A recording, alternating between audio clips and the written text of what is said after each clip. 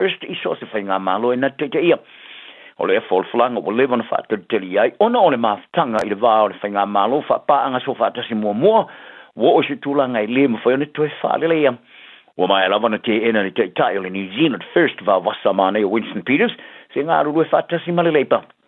Sa mua atu whaali e Hipkins. E whoringa mai, e mawalunga se tūlanga i le toe ngā rurue le na pātima ni New Zealand first. Ma ua mai alawa na te ena ni ngā rurue ma Peters o se minstau mata upore vai whafo. Ora so na nafi sa i whaamauni ai sa iai nisi o talanoanga whaalotu i whale lana whawhale tui. Ma i ua nei na te ena ato toa le pāti se toe ngā rurue whaatase. Fiafia Hipkins, o mai alawa na te ena i lato e Peters, ai o Fiafia fo e te ena oia, ma o manino mai o le ale tupu mai. Ai ino visilingi pe ai siasa ale vawe whaali ai le whae unga ai sa Fiafia Hipkins, o le whaasalonga o le ami o le New Zealand first, ua whaata telina. Ma i ta wai i le eisi tangata e to tasi le pāti le leipa e se marantu, e le tahuna i se awa noa ngāru ai ma le New Zealand first. O forfolai na le malo ia rua i lima sela wa o ngai New Zealand nei e maruia mai le porokala me le malo mo le marasi anga le tise mo mai le la pole sola. O le tō se lau fast fulua o ngai le motu nei ma tū se lau lima sul fitua o ngai le motu seute ma le tōlua o ngai Chathams o le apene fiti mai apa maflo fola e mawai le marasi anga le tise mo le la i pole solar panels e whapipina o se vaenga le porokala me whate tai mo le tō se fulu milion ta la ta forfolaina li tala whaarata o le tūpere ni sanga. O le le minister o Marsi Anga, Simeon Brown, o manitamata minister o onga Erica Stanford. Sa ala whaia lea forfolanga lea sona na whila onga le te papa i au kilgani. Fiafia Brown, o whaase atuai le porokalame ma i fuafuanga whaata oto i whaatinonga. E whisosoni whaata ngofi ai te tongi o power moa onga. E ulawa foi, o le forfolanga o le au foina ai le mautino ia onga o nau e vai tamaina le awala e mawai le marsi anga le tise. Ai ole a langalo ina e fo pisnisi whaalo toi whale mwhai tulangi. Le ofu ina iau ni awa no le tele ine awala. Fiafia Stanford o se awala o le a tele ai sa palai o le tise whaafo uina ma le tele ato le mama o le ea. I lungo whale a onga ma tau ngō fia tuai te tongi o le tise. O le lima se lau a onga sa whitflia ona e o iai se le ona e o iai se le mautu o le tise maua masua au moafi. Fete ia i male mauru ma telo li tong tau pilo le tise, ai pe o sao ni mole suia o ngā mo kesi ma o ngā mo kiso, ai po le mana o mia foi se suinga i se isio ala e le tise vave maua e suia iai. O le ngā se senga o le whaapino ne apo solar panels, e whaatino i tono le tolu tau sanga. Fiafia Stanford, o a onga te tele, o i ere whaamue mui o le whaasau ai le tusa male. Valu hafe tala i le tau sanga o le tise. O le professor mua i le rolangi a onga amata le Pasifika le Early Childhood Education por ECE, o e whalia o lona whanau o le tilo lea i a New Zealand. O se no fuanga o ngā tonu mo le Pasifika le Pacific Hub, i le mona i mo le itulangi a to i a o ngā amata.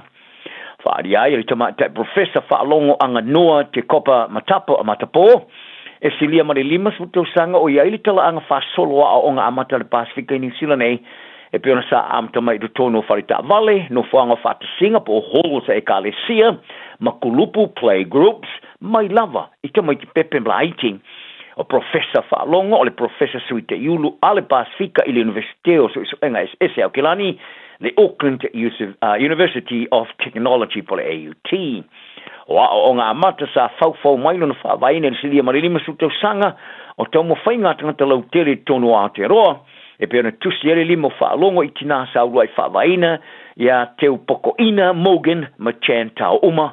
Ma ia ta uai ana whapele ai lea tala anga tu whaasolo mai nei tina, uma sa uruai whawaina, ma asaina mai lea ala e lea ausia le tūlanga ua ia ausia nei. Ai si leona mata ina, o le vanga tele o nei tangata o le tu pautina, ma ta matai, o tātou mātua, sa iai le wa inga mamao ma le tāu o le tutu mau ngana, anga nuu. Ma whaasino manga whape ma sotanga i ala whanga ma ele au tātou tua i o tātou atunu i le Pasifika. Wala ngona le whaama wala lo le pāri mea tu sinawe maulo mo tō tua Christopher Luxon i o nau sa whaipule le lato whawhale tui. Le sa whaate ia sana whaamitalanga sa whaierunga le leitio le News Talk se bia whapea wala atilu e whaise whaari ngola ngona lau telepo le referendum i le whaatinonga o whainga parota o ye nea MMP but mixed members proportional pe a whaia toi whirwhilia. Saya longo le jo ni sila na rafi saya faia se fa mtalanga ile le jo malumo le foi di poti di tono le parlement ma se me masania ita yo parti le faio fa mtalanga mita upelanga ina le fa mtalanga laksani lungo le jo ni stuk se pira stof le vaso mai ile aver fatinongo fa inga palota ni sila ise fa lingo ngona o se me sa fate ia suyo nan parti ele tso mare luai tula muliane fa tel tono suyo nan parti mai lo ai ele ise tulanga mau popo fai purisaya ile mata upino fisingeina ele foi le poti ele pola vola stofi sa to fa mani no election ole fa ringa ngona poli referendum ole ave mai inga fa tino le parti le national mo no foi ngai lua sa ia longo ele vai ngatala le staff ile mai ai le phone tanga mata tala utili o kilani ole taime tala no ina ile fa to sanga ole fa ringa ngona o se me o fetau yai mo ila to le lafo yai sina vai ngol fa inga palo to le MMP tonu ma tilo ia ile no fo inga no lua ai Paulo tala ile fo ile poti o se ai tio le fesiri fo ia winga MMP ma tilo ia isi la sanga e o yai ia taro ta longo ma nonu sa filfilia ile All Blacks ile temi sa fana wai se misi ta e lo le toma fo ile All Blacks le o ia fa mo ta alfa sanga tau leisi ile ta awa temi ni sila o nonu e fasu fatu sanga se lau ta longo fai teoli o ta alo ai mo All Blacks le o filfilia no fora fale leo ile awale sharks ile ta longo fa sam lo na lua le All Blacks le o filfilia fo ia ta lo ile no fora fale leo peuli o ta lo ile fa na ile temi sa ave ile fa ia onga le All Blacks Dave Rennie mo fa ia onga nonu ita longa au fa tu malo ni sila lua su tu sanga mo buliane o Rennie o le ave mo fa ia onga ta lo ile na ta longa mo le All Blacks ita alfa sanga ta ia nonu le usiria ma le luas futou sanga mulmuliane o lo fau lava le leolan ta alon ta lo ma lista ma full Bradley Slater ile ila pata ia Rennie o le aufia ile au fitfia mo le talonga ma sharks after alai loina ina o for flaina le lo wino le au ile sona rafi e fo ia Luke Jacobson to ai loina lon fitflinga le tof captain ile temsa fa ile au e to fitu ia tama mai le au sa fa to ile loina ile stormers ile stona i to aufia ile au mo le talonga ta au o le huka ia sofa au mua, loka ia Sanderi, afa ia Kyle Preston, ma le wingi ia Caleb Clark, le sa tau fai sui le tonu mai lino fora au wha leo, o le a mua ta alu ili ta alonga man Sharks. O tamawhiti to lui a Timothy tavatavana wai ma e moni na rawa, o le a ta alu mo le All Blacks, mustei mua le tau sanganei ina wao fia lino fora au wha leo. O le a All Blacks o filfilia le ni luma, Ethan de Groot, a safo au mua, Fletcher Newell, Josh Lord, Sam Derry, Tupolai, Luke Jacobson, the captain for Leo Wallace, the TT, Kylie Preston, Ruben Love, Caleb Clark, Jody Barrett, Quinn Tupaya, Tehi Finanga Nofo, Damien McKenzie, Fadio Leo, Bradley Slater, Oli Norris, Basilia Tosi, Ethan Blackadder, Samisi Toi Law, Cam Ruicart, Timothy Tavatava Nawai, Emoni Narawa. Ultimately, on some Italian leaning to All Blacks, Billy Brockton, out to tell you my initial name. Proctor sa fieri to auri ta long sa mano il stormers le stona to suvallo futasi per fa mani le fire on Dave Rennie o se ta tele le pona ivi ma for follow to au pole shoulder blade e se fulul va se yet fa mo ele mfano to talum ele o mauti non terminei po ai le ata pa ina to sui tulanga ya Proctor e wilia e ulava ina tele e manatu to wa original ona amalanga to Africa so time. O le sui o le tosa mo marka la puliki le Penrith Panthers Australia Brian Toll. O le awa ia tu le kala puliki fo Papua New Guinea le PNG Chiefs. Ile tau sanga fo ile wafe maru ile tau sanga ile wafe maru fulvalu. Ile tolu tau sanga o thenga inga Oceania. O to e fa fao na marmaro le champino le tama sanga rika le NRL le Panthers. Ile tau sanga fo luosa la wafe maru fulfitu. Ile lon tau sanga muni le kalapo. O ia o to ono ia tama o sainia le kalapo fo a fa ma boina lana au mo le wafe maru fulvalu. Fa aria lo silo le PNG Chiefs to mata ia lona McPherson. O to o se tama ta alo liki mawa e tele. Ai o le sainia o le whengainga o se tūlanga e tele atu lea nai lole na o le lakapi. O se au le a mito na tina ina e Papua New Guinea i le maalosi o whasinomanga o tama Pasifika o le a waiai. O se tama fo i e matua i mito tele lung tupuanga Samoa pe ona whaalia e McPherson. Tala na o le yaso, iai le whealo whani tangta uma mai e manu alo waso. Hey, hey! Oh!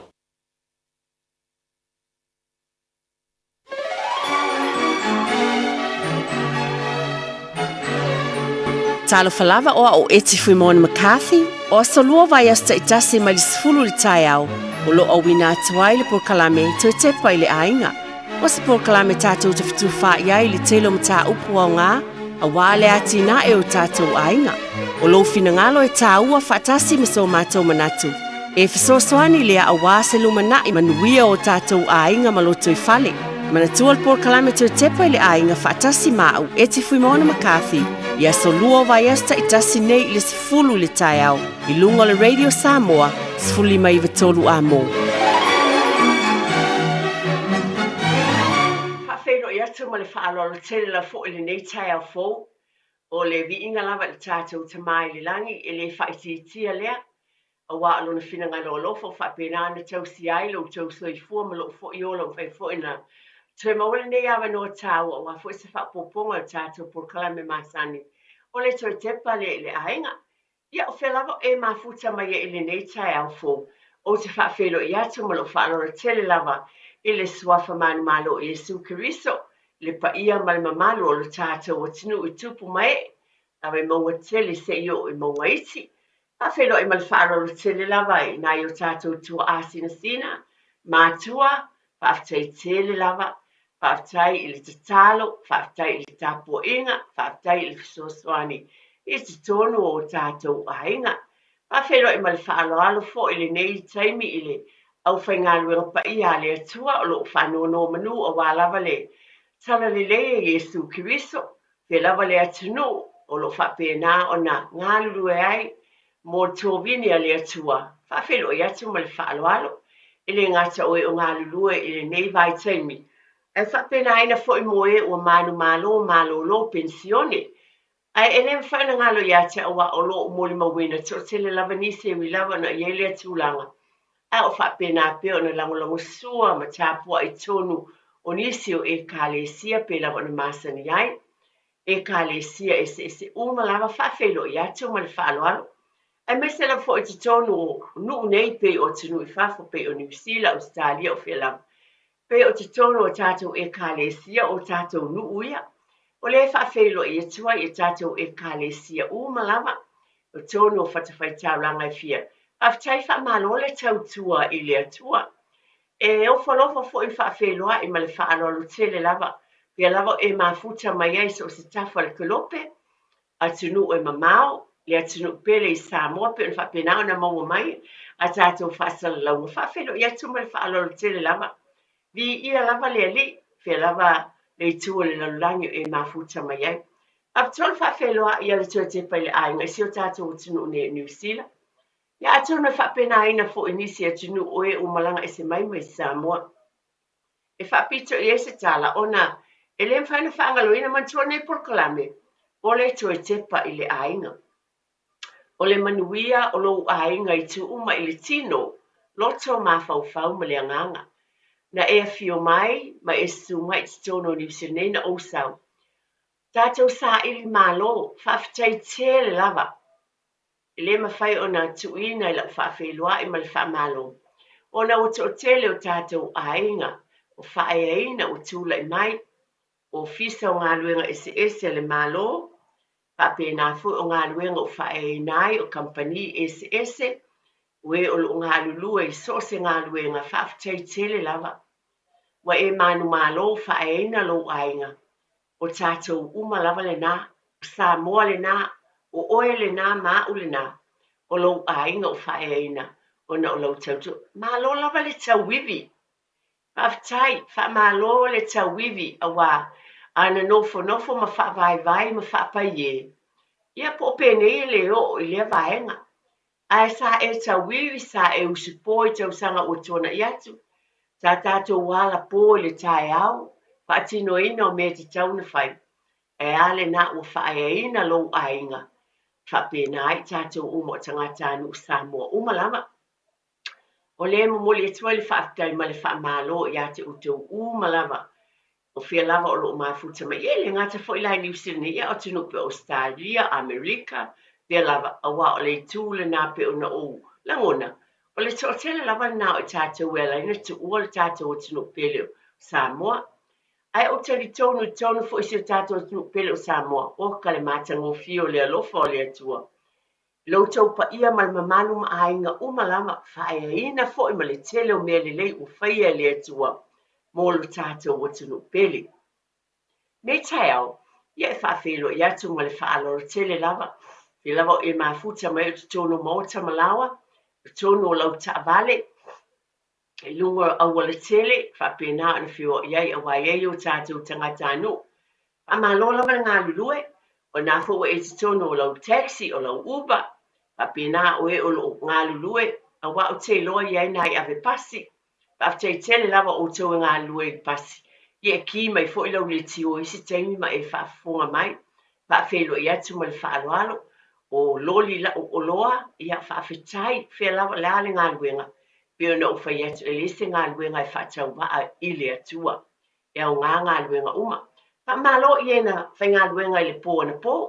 I tonu e o tau ainga i mōta malawa, whaafitai, whaamalo ngā lulue, o le whaamanatau awera vele tū te pele ainga, ia tina, ba ai a whai esi whanau la iti, ia o le pisa tamaiti, a ia tu wawanoa ia tama, ina ia mausa na malo longa a wapo, sa whenga i mga lue, ia po o tina, fo i sa whai ngā luenga, vai whapena isi ainga, e ese sifi ngā lulu ai ia tamam tina ia a fai fo o tina o manawa mai ia tama fa mole se ba ai le whanau ai se i malo lo fo i le tina le tō tepa i le aina e ngā lulu e whaatasi le tamam le tina o le manuia o le aina o le ala le tau longolongo i pea a tonu e le manatu mamafa i ai nisi a o le tiu te lea ma le vala a wina ma le ngā luenga nei por kalame e o lava i nai mea iti tu tonu whea lava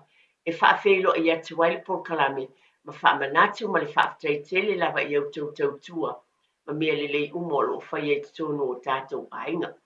Nei taimi pe lava na masani ai whaafeilo ai ma le whaalolo tele lava pa ia ma le mamalu whea lava e mafuta mai ai o te o whalofa ma whaafeilo i atu e te talo fo ile nei taimi o lo iai ainga o fitia i le au pōngsa o na o le bala au pa ia le atua. O le tatalo i ele file mu o le li i a te utou. I le o sautala a le upu o le atua whai mai. A mu ia e wha anoa noa a wai wha mawhana whanaina. O talo pe whai malanga atu pe whai malanga mai. Tono o tātou e kāle si e wha maise le atua. A ia manuia tāpe nanga mō tui sauninga. O e pele i a te utou mai tātou. Ili nei fo i vai sa o te talo lea. Upo lea tue amatai nai le tātou proklame ili nei tai au. E o te amaia le foi upu mai le a fiong pa ia lea tue ma le tusi o ngā luenga. A lona ma tā upu e wha. Ai, o lo i eini upu whapea le fai upu e sifuru ma le lua.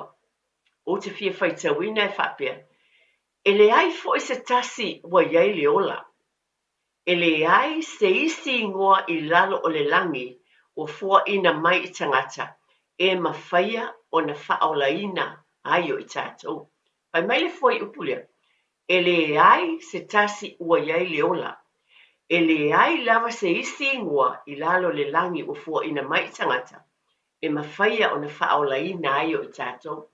O na o maia leo le pese a tamaiti o le pese o te fia la fo ia tono le a o ngā sa i uso i tamaiti. Pai mai, e le se si o iei le ola. O te fia fai tawina upu ma le pese tose la walsu ma le lima. E ka le sia whapotong ke usian Samoa e whapea. O le whauru talaina le ana o fai tawina nei. Mai le ngā luenga e wha. E le ai se si o iei le ola. Pai mai leo le tali. La fai tawina upu le pese le avea ma upu ta ina ai o tātou ainga. E le neva ia sa, o se oso fo i mali tō te pai le ainga whai mai. O ai e alo tātou wola. O Yesu wa nā oia. O le ola, e le uma, e maua ia te ia. O le whai upulo na lua e whapea, o ai e le pulu bama. O Yesu wa nā oia. Nā fio mai le langi, e la vea i mai. O ai e le tōngi ola, o Yesu wa nā oia. Na malingi lava lona toto, e tōni o lai. O le whai upu le tōngu, a le whai upu e whapea. A o ai ea le lawhitanga. O Iesu wana o ia. O le whaapaolo lava e tātou te maluai. Whai upulo na 5 e whapea. O ai e le ala moni. O Iesu wana o ia. O le ala i le langi tātou te uiai. A le tali e masani le tali tamaiti i le pese le po wai e alo tātou ua. Pai mai le tali le whai upun. Vave mai ia. Ia sa ili. Ia Iesu ia olai. O le ola e le uma e maua ia te ia.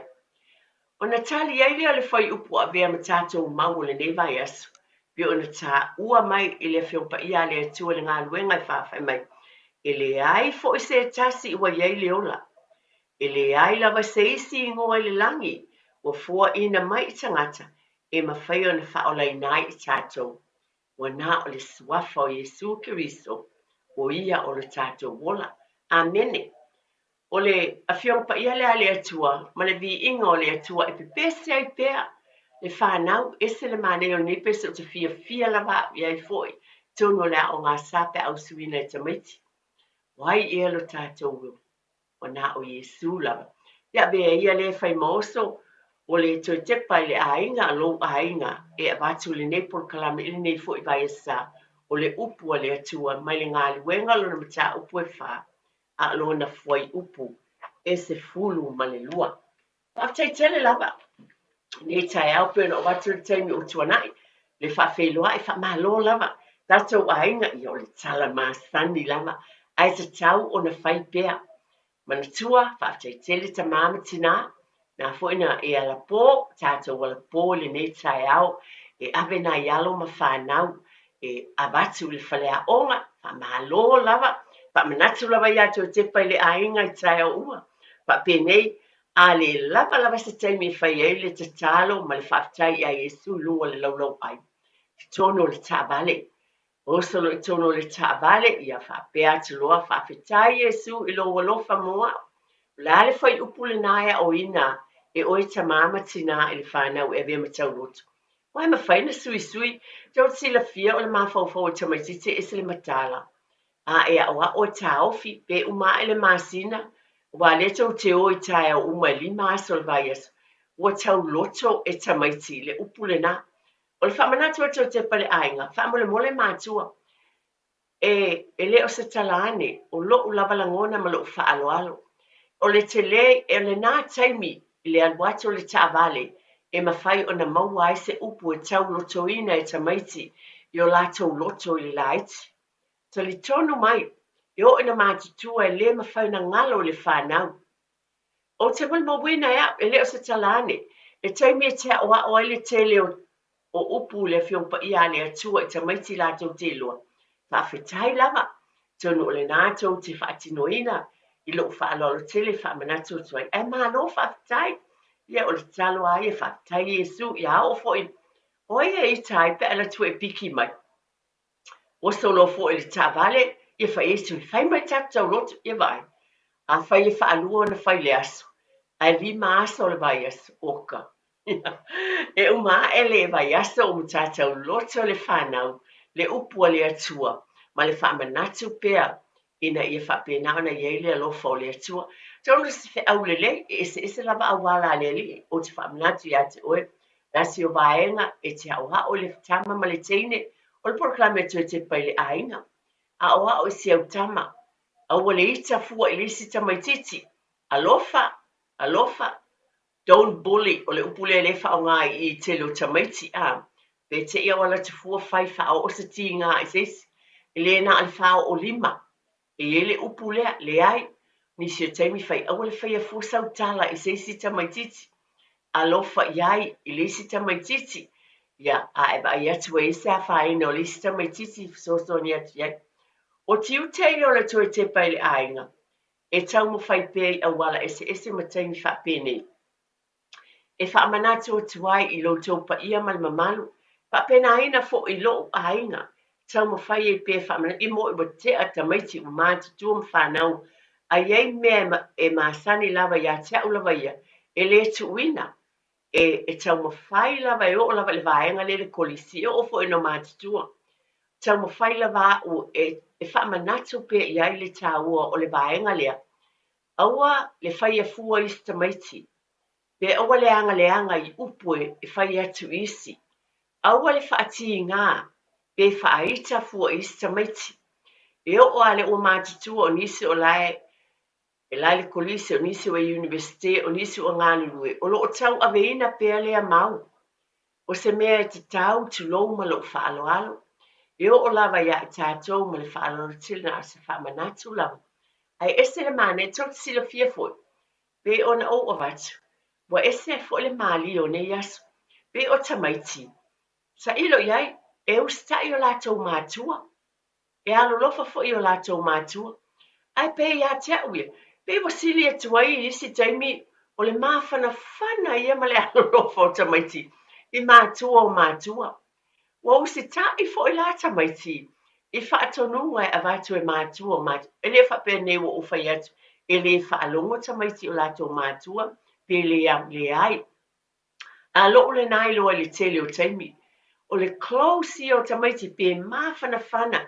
O nisi o taimi. O le o tanton e se saa mai loto. Ma matala mai a lātou tala ma whailoa mai mea. I mātua mātua. Moa ule eia. Iei mea masani e te i mātua lo whai atu i stasi o tamaitai. Whai mai ia. Oh, wa tuwha mai. Wa tuwha mai ia te oe po wau. O mea e nisi o taimi e le o tuwha. O le vāwala lata lea. A o awa noa tāua ia mātua pe ona batu. O le vā o mātua ma whanau. E te tuwha ai foi. Ma e sanga whaamanatu atu iei. A meise ale vāenga lea. Aua e te whaia se mea le Fiafia ai se si tamaititi. Mana tua whai mai le a whiong pa ia le atua. Awe ia me lo whai mai. Aua e te whaia i se si se mea e te le Fiafia fo i oe. Pe a whai mai se si a te oe a. E te mana o whai atu se mea le i whape na fu ina e Fiafia pe anga le mai le tangata i a te oe. Ne tai au manu o mantua ia. Very good morning i sia uolia, sia utama le olona ingoa. O Christian Solomona. Talofa Christian Solomona, ia whai e mafuta mai i o te alofatele. O fatele ati nā mo oe. O le tama lea o Christian. Wa o whai o whatalofa iai. O le mātou pito nu. O le ala lea o te Fiafia I lava o Nepal kalame. Whawhtaiwa o le neita mai titi. A waia whai mai a te au. E nā te whaalongolongo le por kalame o le toi tepa I le ainga. O le talamoni lea. Le ala lea o whatia Christian, ia o te whatalofa tia o le tāpuru kalame, le vai asa fō. O le Fiafia le sfarailen tuana I nei, wa o te Fiafia tele o te au te savali, savali randa poloka wai le leimo le wha malustino, ia o savali. O sui le tū o waluanga iai, wa nei pitonu ua lewa ona o nofua ia o pe ona o whai o lima sfulu nei tau sanga. O walulo le si tū o te savali le me masani ona iai, o le playground na tamaiti. E whaisina mamau a walewa o te le ito e savali iai. A wala I sa masani o sa vavali e le whanau. Iasa o la aiti pe au o le a o ngā tūlanga lua. O mana tua lo le ainga lea. O se tasi o ainga o le ua whasa fulu ma le walu tausanga. O no nofo I fo le mātou pito nu. Ainga le au Solomona. Le whalitua ia tiama malonali. O mana tua loa. Se o walu lava po o iei le ainga lea. Ia o te I lava le whale lea. Wa o te manitua le whale le ainga le nei. O na o se tasi o ainga e ese le mānei o lātou tonga la au. O se ainga fo I ese le mānei o se o lātou whale. Ai mānei o tonga. Olo o tui tui. Ai tali mai nei mātua. A o le ali I le o Christian. Ia, wo o Fiafia lava o mawhelua iai. Sfulu ma le valu tau sanga. Ai, wo o Fiafia, fai mai Christian, o lai o, le li o te whaalongolongo atu I lau polo kalame al tuti palainga. So, good morning, Christian. Alofa tele mo oe, o le wingo o lau tala. E te whaafetai I tamaiti. E o lava fo I tamaiti ia, o lea lātou te iloa, ma lātou maua fo I se mea tāua. Mai te tonu o le nei polo kalame. E le whapela, e ave e se isi se vi inga, o le winga whamatalanga mo o batuai. A whai o whaafonga Christian ma Fiafia fo ia, no na winga whaafitai. O lo iei fo I seo ngā, mo le whanau pe a whaafonga mai I le nei polo kalame. Ia o le atu ina atu sunga ia tia mo tātou whaasalau whaapisinisi fo I mai toi whaalualu le tātou pulkalami whaawawina. Radio Samoa. Taslima e watolu amo.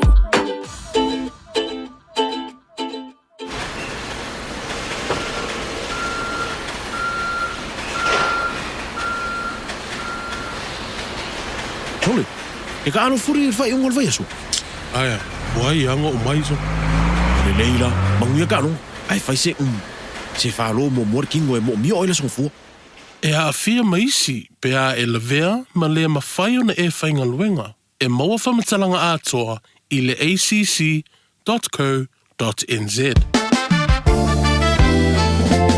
O tau sa ili se sa mo lo ainga. Po tau sa ili sa umasini tutua pe o le Hilux ma le Ford Ranger.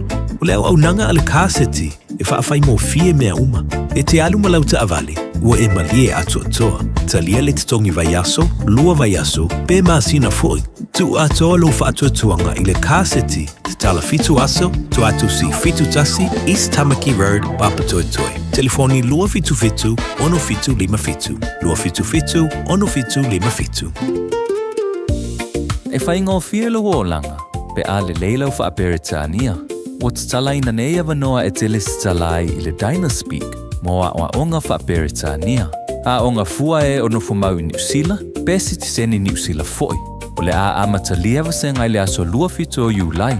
A whai e te au Maui Hamilton, Palmerston North, Lower Hutt, whaapea Wellington. E tala whia ngai le Dynaspeak, e wsosoani mo oi. Wili mai loa le oiva, lua lima lima, ono fitu whaatasi, lua lima lima, ono fitu whaatasi, betana I ane I le upenga te whailangi. Info Dynaspeak at twoa.ac.nz. O fiatu whaatasi ono no ngā tupe uma. Ai asa tupe se whaipaiponga. Pili laiti po oso whale motu. O le Trust Finance Mortgages ele e se tutonia lato brokers. Mana au noa le olua o, whalua lua, olua lua tasi. Betanga I ane I le trustfinanceMortgages.com. E iaia inga whaapitoa. Trust Finance and Mortgages. Finance solutions you can trust. Ia, o le whaapoponga lava neo tātou pulkalame o le tuatepa I le ainga I le nei tai au. Soi fōmanuia. Pia lava o lo whapena na e mafuta mai e te tonu New Zealand nei e tunu I whafo. Na e tunu pele Samoa o le talo lava. A whai lava e se ainga o a ngā I ele nei pulkalame peto o tasi lava. Whamanatu tāua I pulkalame tuatepa I le ainga le pāo mātua on whanau. Ia vi ia I le li. Pia na o whai atu. O nei mea tātou te tau mwhai pe whamanatu. E tāua mō tātou ainga. Pe o mea te tupu I aso whai so o pēna watu whamanatu. Mō le whanau e le te una lava lea. I le taimi e mwhai ona mafuta. O le tau o se taimi quality taimi tau o le mea alo fasili. Mō tau walo m tātou whanau. O le vai aso tuana I nei a tonu. Na ona o tau tuli loa ina lava le vaenga lea. O le vai asa tuana I nei pia na watu e se whamanatu I le tulanga lea I le atau nuina leo tātou whai ngā pālota ma ia whapena o na mautinoa. Ua whapena na le stala I tātou uma o wale whai ngā pālota I le masina o Novema. Ia o le te le taimi. Ai ona o le porkalame al tua tepa I le ainga. E ao ngā tele le whamanatu. Whamole mole lava le tātou pa ia ma le mamalu o le tātou watunu. O le tāua ia o le tātou iai sofinu. Ai mai se la, o te fi a maia le vaenga lea, o le vā o mātua ma whanau, a o alo atu mo le whai ngā pālota. No o tilo, sa fesili tangata, paasa le lau mai o atu fo ie. Le taimine wa pisi o tele le au, vaenga o pāti o whaeloa lātou policies po o lātou tūlanga fo o mea whai e le mālo o swinga, mani mea fo mo tūlanga whapena. Beta o whaape o le whātou sina le po o wina mai o mea lātou te whai. Ai na o la tangata whaasala lau, e sava vali le awal, ma whisilingia, na tuli loa ina e tangata whaasala lau, le tūpulanga le o mwhai o na pālota, a matata sifulvalu alu. O le te o tele o I lātou, e whisilingia, ai whai mai e le I pālota, e le whai atu fwoi po o le stala whai mai e le ai. Pe o le ala lea na o, a watu le vai aso o tuanai.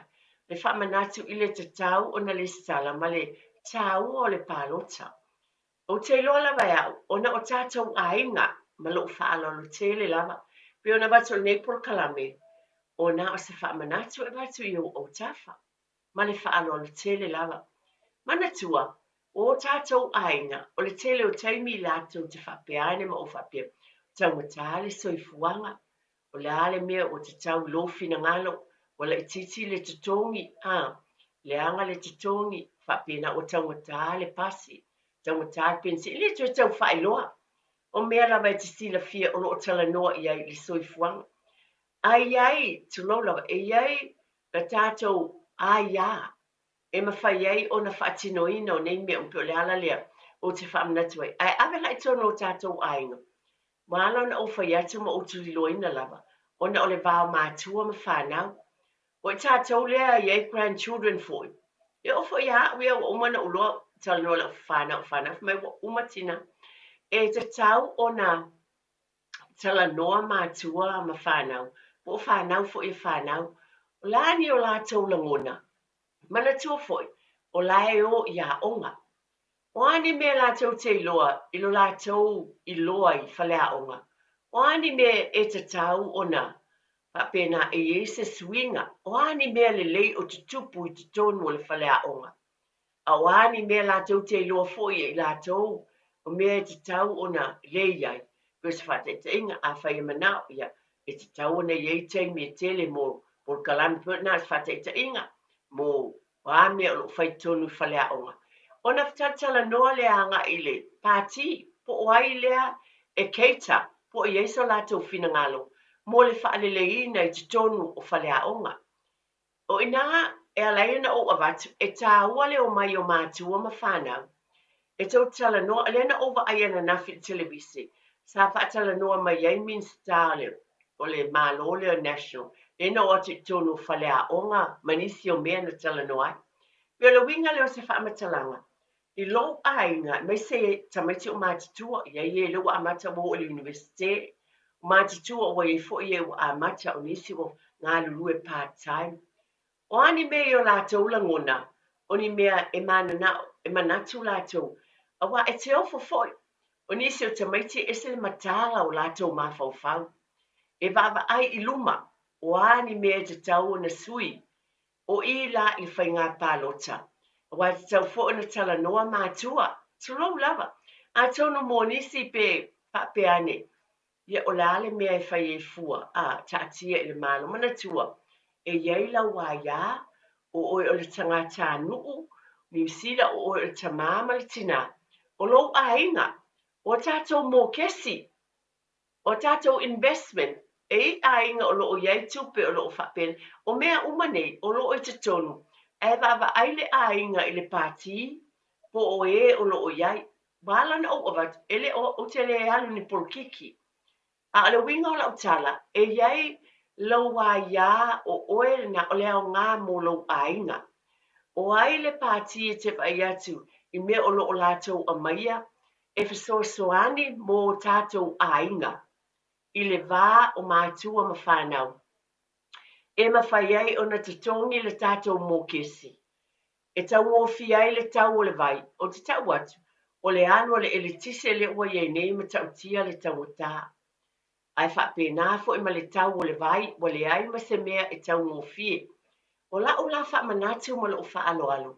E au ngā le o mai o mātua ma whanau o whanau. Ma lau fo i whanau e tala noa ia e le o pālota. Tu aia e o lo pālota. E wala na o manatu lava wa o tu e vatu vai aso le nei. Ma whala o e tele at pesa o tala. O na wa ova aia tu whisilingia le to o tele o tamati. E le pālota. E le pālota mai, tele iloa. E le iloa e tamati. Lona winga, ma lo whaaloalo lava.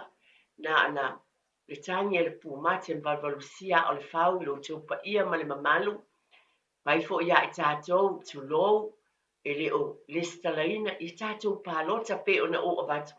O le manuia o tātou ainga, ma le tātou no fwai New Zealand e iei le aia, tātou te pālota ai, tātou te filifili ai, wa i lātou nei o lo o te tono le Whaatino mo le malo, ma watu ai le tātou leo.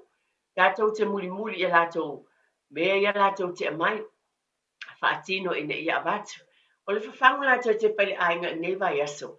E lei ma te tau o na ave sau fautuanga I lau whanau, ma tau tala noa. E tala tā telefoni, wha mol te tia na ia sei se fia wala au mai.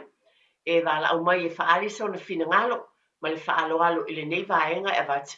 E mwhai o na tuwha mai foi, awa e tā ua, ia te au lawai, le tala noa o tau, I lo tau ainga, ma fitu whaai, awa le manuia, o tātou ainga, a le nā e iau tau a au mo tātou lima. Tau tala so a tātou tulo, sao no so.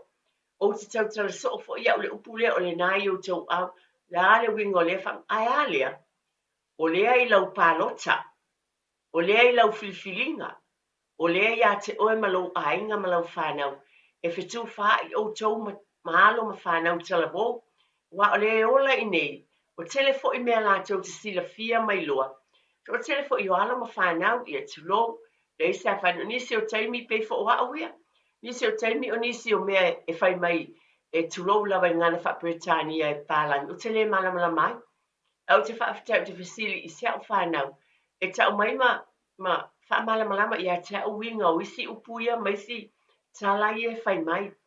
A tono I nā le au ngā, wa o nisi o teimi e whaafitai I e o lawa le sila fia ma le tamai le ngana wha Britania, le leitele ma le whaaloalo.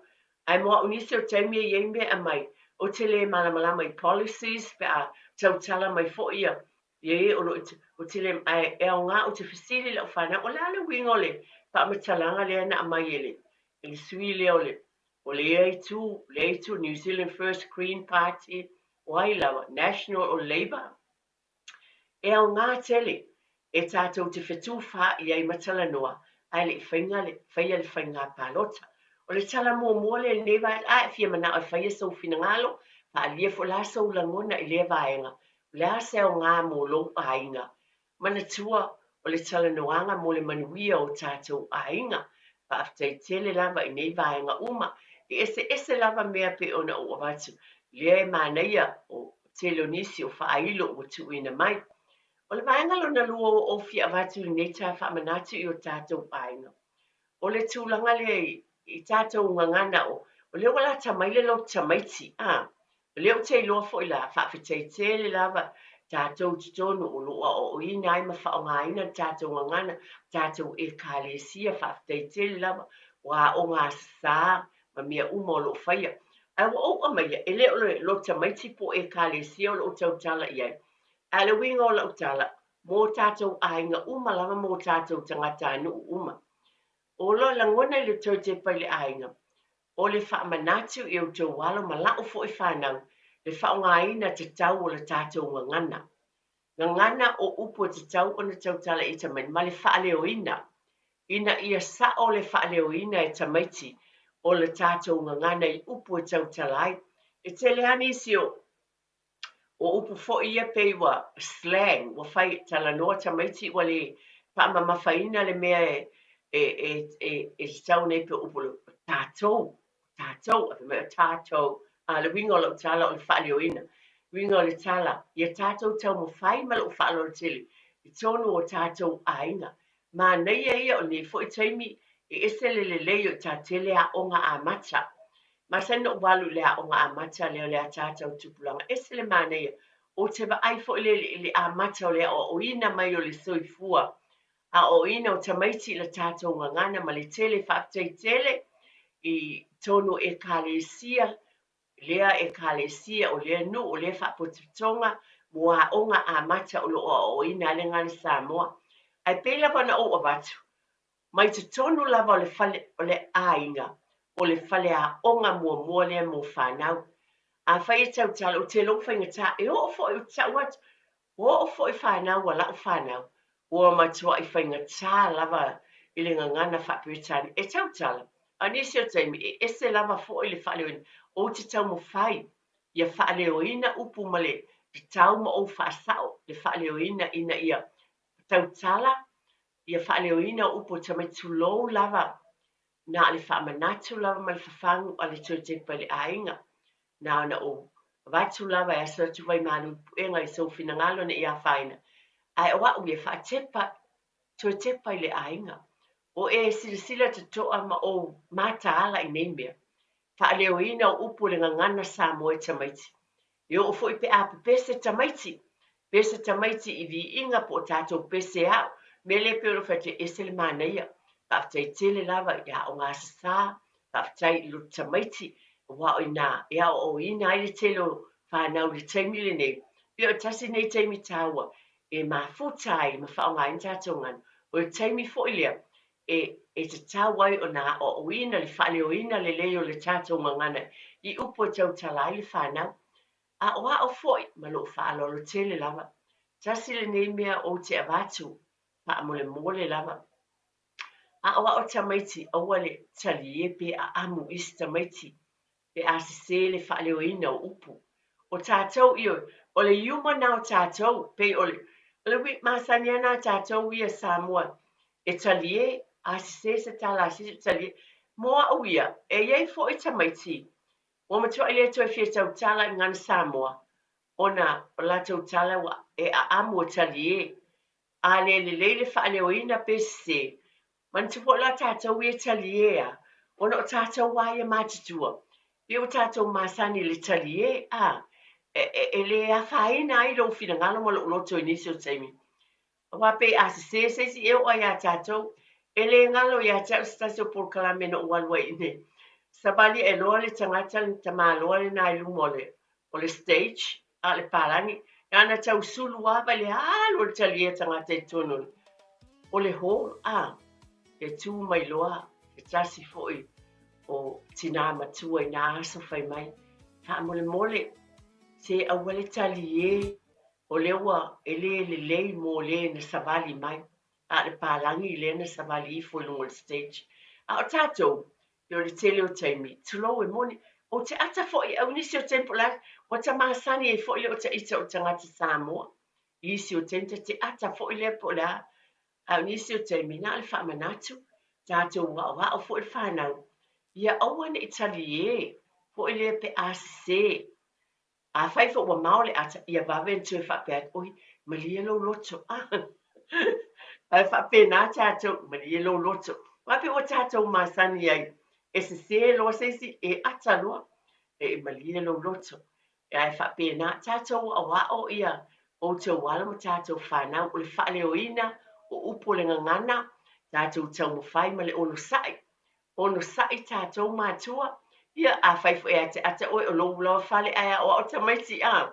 e o le ata pe asele tala lisa mai ai e fa pena ona o le langona le nei tai o le fa manatu I le tato ngana ma nei e tele le tautala I le ngana ai te tau fo le tato matala I nemia le fa sa oina o le fa le oina o upu tautala le si va nga tau o manatu lava o te mana o te tufa tua le aso nei o le tulanga le o le fesili I le tangata ma le whaongaina na o walu bo o manatu lava e taua na o walu I se maliu usa ua tonu vai esi taluai e malie lava po I le la o manatu e tufa atu sau fo ia o talanoa ai I whanau wala whanau ma o tufa iai wai te taulea o loa tu loa I le mele na o walu ia mātou wheloa I lo savali mai loa ia tamale o Samoa anu me lofa mai ai mato I loa talofa na uma talofa mai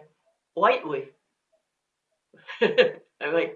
ai oi le tala le na fai mai atia ia o ta o tu lole o lo moa ma pa pena o ma fau fo ilia ia tia o saulo tala no atu whanau o fai atu iai vai a fai o stangata fato a e fitau I lava iai pili a wane I fai iai oi a ia ulava ia o lo ulava langona whaatina ma le lotu ma whapea e mwhai ona e whapea ia whamui mole a whai whainga tāte le tamati wai upu māsani e tātou le ngana Samoa ia e tele upu tātou whaongaina au lau talan whai tamati nana e whapea lava ia whamole mole o ai lo suafa whamole mole o ai lo suafa o lo suafa whamole mole aua ne e whai se tangata oi wa mo wa u fa pe talo fai ai o langona lea mo wa o le pokalame to te pai le ainga e mawhai I taimi whapene I tonu lava o lou ainga. O na ea o le whanau ma tu whātu. Mai se lava whanau o tātou fo ia pe o leo te tak watuali ta sa o iatea sa o whai se o tama le aso le o le atari I le usfuru wau tau sanga whai atu. Alongo mai. Pai o whamatala ia I te le tau ia le tangata whai mai oe I le longo le lei. That's why alo fe tau I masa tangata matua po ai lava foi pe matua pe la itit e te whai ai te le lo whai whaamole mole lava o ai lo suafa pe la winga le lo tala o tātou anga nuu whai mai o le alofa o le whaalo alo o I nai mea iti lava ia ona o le to te pai le ainga o le ala le o te avatu lava ma le tu whaatu ma le whaalo alo ma manatu I o tau walo ma lau fo I whanau pe ona watu. O tātou bala awina lea. O tātou tofi o tau walo ma lau whanau. Tātou tea o hao I upu e tau talai a watu le nganga ma le loto ma le whaalo alo. Na le whailawa I wha mole mole. O lau talawa le po le alawa I te whailawa le upu le wha mole mole. Ina ia I loa ai po ai lava le tangata le tau tala. E te tala noa iai a wa le ngana whaperitania ia pai tu e tau tala mal whaaloalo e loa lai tamaitia le ngana whaperitania e tau tala ai mo le whaaloalo awa ni I whai ia ula vai awa awa ni I whai oe awa e ofo I le leo e ofo le whaaleo ina o tātou ngana ma mea uma e batu I le nganga whaaloalo e tu whātu ai langona I nei tai a pe ona o whaamanatu e tāua o taimi lelei matau o taimi o talanoanga. Wa o whaamnatu nei tai au oe e se tau ona whaatawaina le whaaleoina o upu le ngangana. Pe ona o avatu e le o le tai le tai tale fia a pe wingo le tala a e tauna e whaamanatu I tamaiti le whaaleoina o le upu o le ngangana ina ia lato loa no whaonga. Ina ia lei fo if so sani mo lato ato just fo ile melo tete esle manaya after ye tono tato e kalesia ulo tau mo fai ile fo ile ufinga lwe ngale tu manai fai ya onga ia ma onga amata ina ia o ina lava ia alo mafana ile tau tala ile tato ngana ile mea ete tau le lei matala fia ngai le fa ngai no upu ma le taimi fa ngai nai u fa alo whaftai tele a peo tasia tūlanga e se lo fia I nai tamaiti savali ane o taluma pe whaise to nai le e kālesia wha mai tūlou po whea lava tūlanga whapena o nei mea uma e se le māneia tātou tau mawhaifo o nisi o mea ta ilo iai lo tau a inga mo tara asilisi mea o te manatu lava o le whanau whaile apa whano o le tamama le tina tūlou lava pe a fai o iei tua a sina I tono o tau maota malawa a o tamaisi grandchildren a fai fo o lau whanau nai laiti ia malo whaalo a we te ita pa mo a ula vai o stina e ese le au ngā e te sila fia e mai te tua lau whanau e le tai tena ngalo e o fo I la tau fai le whanau o la tau lo fo I le o onga lea fai le apa whawhano tātou la vai e tātou tū manga e ui an tātou mai ni usila o lungo lau ai e ale taimi ia stoi no silo matua tulo ia le whaongaina le nei fi maletui ia e whaongali ma ia e batu ia le apa whawhano e a whai wato na I whatasi mo mai a whai fo le tau a hainga ne nāla vai tau te no whatasi ia o whanau o tamaiti whai le apa whano tamama tina ia mai whape wa e lau le lei tasi le upu wa e lau le lei ia e tau te lo o tau e se le māneia wa I fo I se saa toi whaamanuianga a mātua po mātua le whanau ia pe ato tolo mai si o watari I tu mai le apa whano I o luma ia e tafi o wa au ia whapena fo ona watu ma batu le whaamanuianga o nei mea oma e ui tātou motu mai ma le pā ma le tātou o tinu I Samoa a ia te a ulawa ia I lo whaalolo tele o te tau mo whai lava e whaamanatu pea. A pe ona o avatu. A whai ele taria ina, ele ai se a whaina. Ai mo a whai e se a inga e taria ina ma whaonga ina le nei whautuanga. Ia, vi ia le li, e o ngā tele lava ua le o te loea. E ese le mata mo fie, pe a whaatino ina o nei tūlanga tāu e tonu o tātou a inga. I lea o ina leo le whanau, ai mei se ia tū, maanga le tātou o tinu. O le whaia leo le apa whawhano, mo nai tua a sinisina, po lo ta maa fo i malo tina, a e whaafonga mai fo i o se tama po se, a tali i talabo se a fine netain, ya ele i maa sana whai se apa whan, a me le surprise ai dad ma mam le sa, po se te i awa e solo atu ia, papa ia, te tafi lo wa au, ia ese le maa nei, tata tala noa wai, e maa nei o lo wha amanatu pe tatu teo, ese mai, motu mai ma le pā e a fio mai ia tinu i whafo pe ona e fio atu nisi o tinu. Ai tuli loa ina pea, o whatawa ina pe lo tau finangalo pe ona o pavatu. E whaaleo ina o upu whasa o le tātou ngangana. Tau tala, ia ua pe fuilele e slang whaperitania ia upu e tau tala i tātou ngangana. A o le nā ia te oile sila fia ma le loa, e whasa o sa o ai upu e tau tala i le whanau. Whapinanu whaongain, au fo ina i mama, au fo i te ata pe a se, e whaaleo ina, ai te tala noa lava. O le anganga lava i o le Pōkalame, a le whaaloalo ma le tau mwhaia ne le tina. O ni nai whaamanatu, e tu o tupe i o tafa. Ai pe ona o bate, o loo ia te o tau le sila fia ma le iloa, a le whaaloalo lava ia, e avatu ai nai whautuanga i tu uma lava, mana tua pe ona bate, le tāua o le pālota, ma le tau tāla noa, ma lau whānau, wape ona o batu. E te manao ia le leile titongi, e te manao ia manuia le a o ngā le whānau. O nei mea umalawa, o lau pālota, ma e o loo tūla i mai le malo, e i mai le tali, e tau la o nau tau tāla, no whamanatu i ta maiti le ala tau tāla no ai. Wa vaenga ye a mai vaenga le lato. Yo le o tele. O ka le wa amata fo le tele o fai lo mai me o la fai ia party mai ia party. Mana yo fa non fa mai lisi party. So soni Mariah. Fa pena tele dis party fa pe le fainga ma le fainga. Ai o tato e tala no i tato Tony o tato ainga. Mai fa pena o to fa manatu atu. Pe na batu vai aso o tuanai.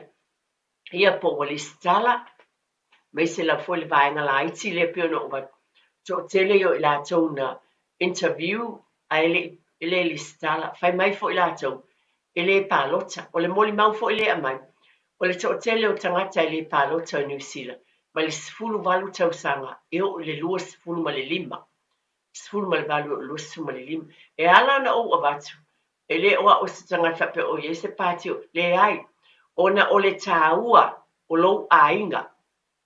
O te tono o lou ainga ma le tanoanga le tau ainga. Tau te sila fia ai le pāti ma tangata ma mea o lo latou o mea. E ma whai o na fisoswani mo le manuia o tātou ainga. E vā o mātua ma whanau. Wai tele ia me o mai eo ngā mua o ngā tamaiti. Tele me o eo ngā mo tupe o te tongi o whale. O le titongi o le whalwhai ngā luenga, o le tau o le soifuanga i le aso ma le aso, o le ala le tau wailo tau tala noa, ma le whanau e wingai, i leo seisi tū le ala ina abatu to e tepa i le ainga, e iailo tau sao, taua, whamanatu o tuai, ma le whaalo alo tele lava, i te tonu o tātou ainga ina ia tala noa ina nei vahenga uma taua. Whaftai tele lava, muli atu whaftai tele lava, la lava se upu o whaale tonu fo ia me tina i whaamul mole, tia inu le aina, pa wata talo al nei Pōkalame ma ne malo whaalo al tele. Ye lava se au ngā ma le whaamanatu, ia manatua lava le Pōkalame tu te pale ainga o le manatu ina ia manuia, no folelei, pe alufani o tātou ainga.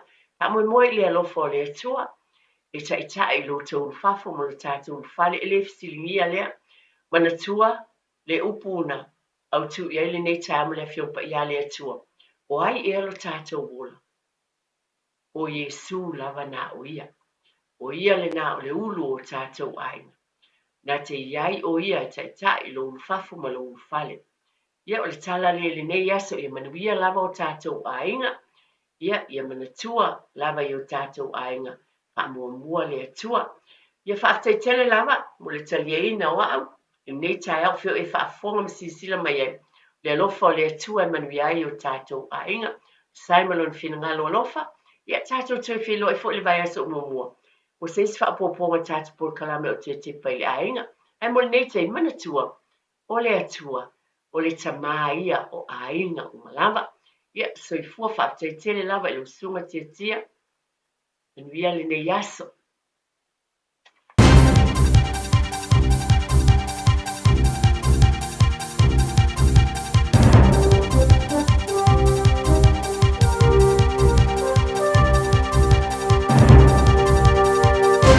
In this update, a feeling the fast-track process is having very negative effects on rural Auckland. The system has just approved a 1,200-home Delmore development near Orewa.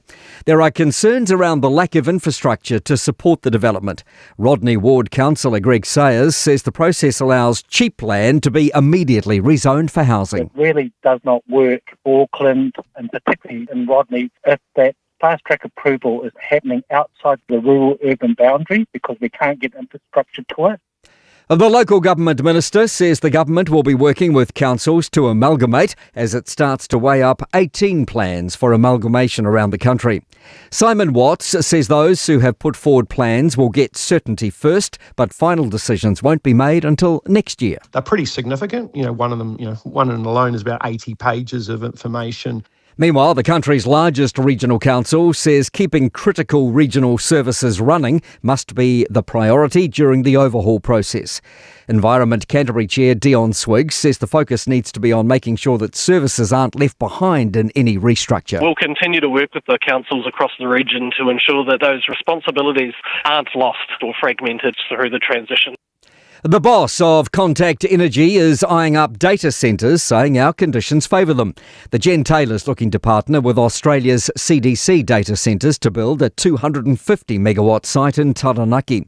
Chief Executive Mike Fuge says they're cheaper to build here compared to other countries. He says New Zealand's like Norway and Sweden, which are actively investing. We have a similar cool climate. We have great connectivity with the rest of the world. We have an abundance of renewable development. An established and staged plan is in place to restore water to Ohakuni by this evening after the deadline was pushed back 24 hours. The town's been relying on portaloos and water tankers since Friday. That's news. In sport, confidence is building that New Zealand will get a second NRL league team. The Christchurch City Council's been working directly with the governing body for almost 2 years on requirements for a 20th team. New documents show a consultant has helped build the proposal. That's happening alongside the private Southern Orca bid. Chair Sir Graham Lowe says claims the initiative makes sense. The stadium down there is as good as any stadium in the NRL, if not better. And the way that Christchurch has done itself up and promoted itself as a city is fantastic. Former Silver Ferns captain Ana Nuavau has been remembered as an inspiration both on and off the netball court. The 23-capped New Zealand mid-quarter has died aged 58. Luke Jacobson has described himself as a stunned mullet when finding out he had captained the All Blacks for the first time in their match against the Sharks in Durban. That's sport. I'm Malcolm Jordan. Radio Samoa. Taslima ivatolu. Amo.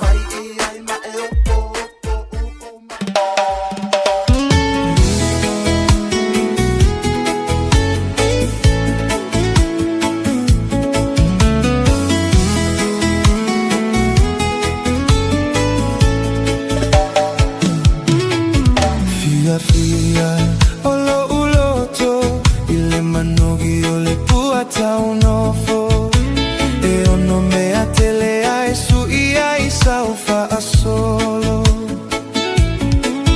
Fiafia olo uloto ile manogi ole puata unofo e ono me atele ai su ia isaufa asolo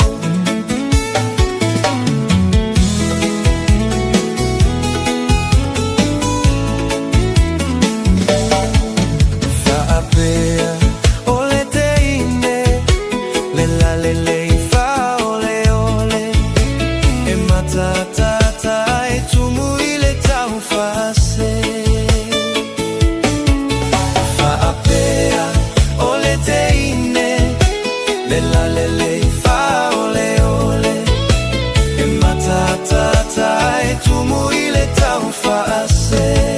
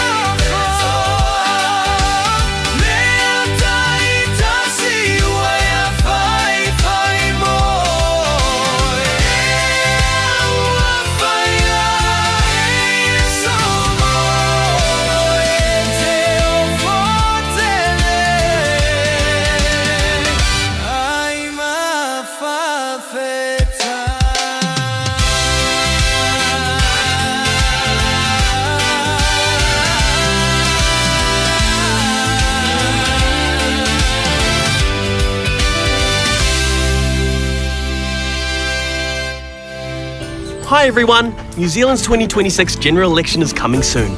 And this time it's different. You now need to enrol before voting starts. We're out telling everyone, aren't we, pup? Remember, if you want to vote, you need to enrol first. Do it by 25 October at vote.nz. If you're already enrolled, you'll receive a pack from us soon. Just open it up, check your details are correct, and you're good to go. Brought to you by the Electoral Commission. O Fiafia Mai whaamomoli Samoa ai omi tele wa asami. O le AR Customs and Freight, o le au nanga la foina whaamomoli le waalele. Air Freight, vili mai alveni le AR Customs and Freight, ili olua tasi valulua lima tasi fitsuiva. Olua tasi valulua lima tasi fitsuiva. Monisi whaamtalanga mai inga. O mana o mie o e pose isi lo a inga se fisoso ani tau whi malanga inga moni usila. Ima ta au pue peo le vaita mai no whanau po ngal wenu. A whai lau tali o le ioi, wala au loa Ken Fernieho o le Fern Immigration Services e iaila na laisene, ma o silia ma le se funu lima tau sanga hola na tau tua. E toa tele tangata o fisoso ani iai Ken, ima ta au pu tau whi malanga inga, e awhia ima ta upu na o atu le tribunal, ma apili le minister. Tanga iana e le Facebook, ma le upenga te whailangi i moli mau. Mo nisi whamtalanga, wala au mai le Fern Immigration Services. O luatasi, tasi lima tasi, o lima. Radio Samoa, tasi lima i watolu, amo. Radio Samoa. Tasi lima i watolu, amo.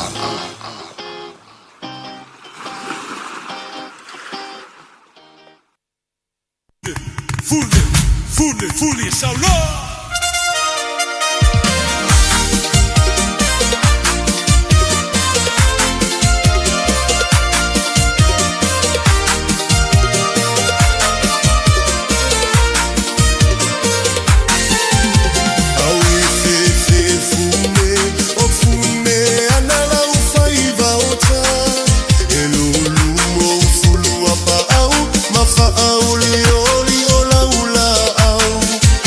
Oyo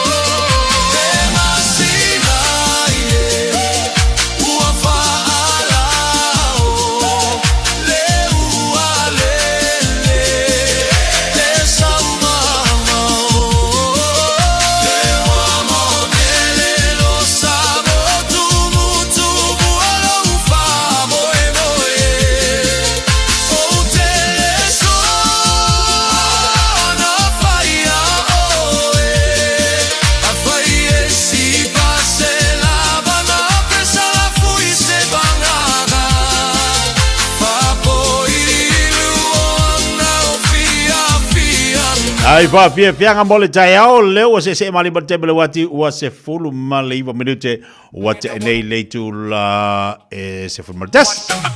Ya le na o nei tatu pepsenga le na tu na tu malu tatu wati no le nei tai au le asolua. Ua mai atu le tatu pakala sanyo te pala inga o le tautua foi mala unanga fa wau le na le fionga fatua ya eti fu mon makafi. Ya mo le tatu wati no tatu uma.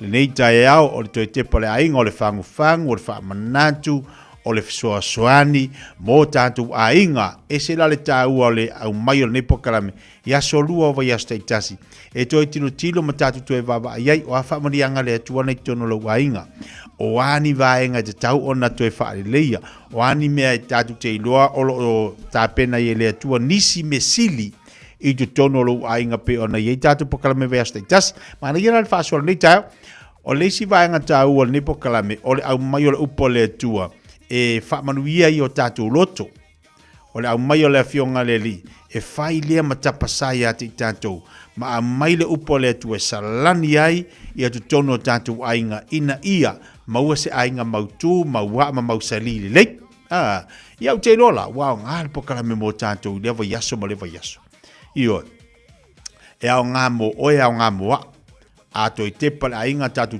tilo le iai le matautio le lofa le tua o le toe fangu o le toe au mai o se lui tau o le au mai o se wha malosi mo tātou tā pena i lo wainga o a mai lo wainga o a mai lo loto i fale o a mai tātou ta mama le tina a ese le tā ua o nipo kalame whasoa le fionga le whatua mo tātou ia ele ngataina whapito le i le ta mama o na ia tiute au mai po kalame lea wa yaso o le tina mo na ia tiute au mai po kalame lea wa yaso e whatau le whanau o vaenga ese whasoa le tātou po kalame o le tāua le nā tātou te toi tilo i mātua wā mai le tātou loto i whare wā mai tātou ainga wā mai tātou ia aivi ia le li whaatai le tua whaatai fo i la whianga whatua ia eti i lau tau tua ma lau nanga mo le mamalo le tātou atunu i lewa yaso ma lewa yaso whaatai mo le whaunga whaatai mo tāpenanga mea umai te whaamalosi ei mo le manuia o ainga o malawa Samoa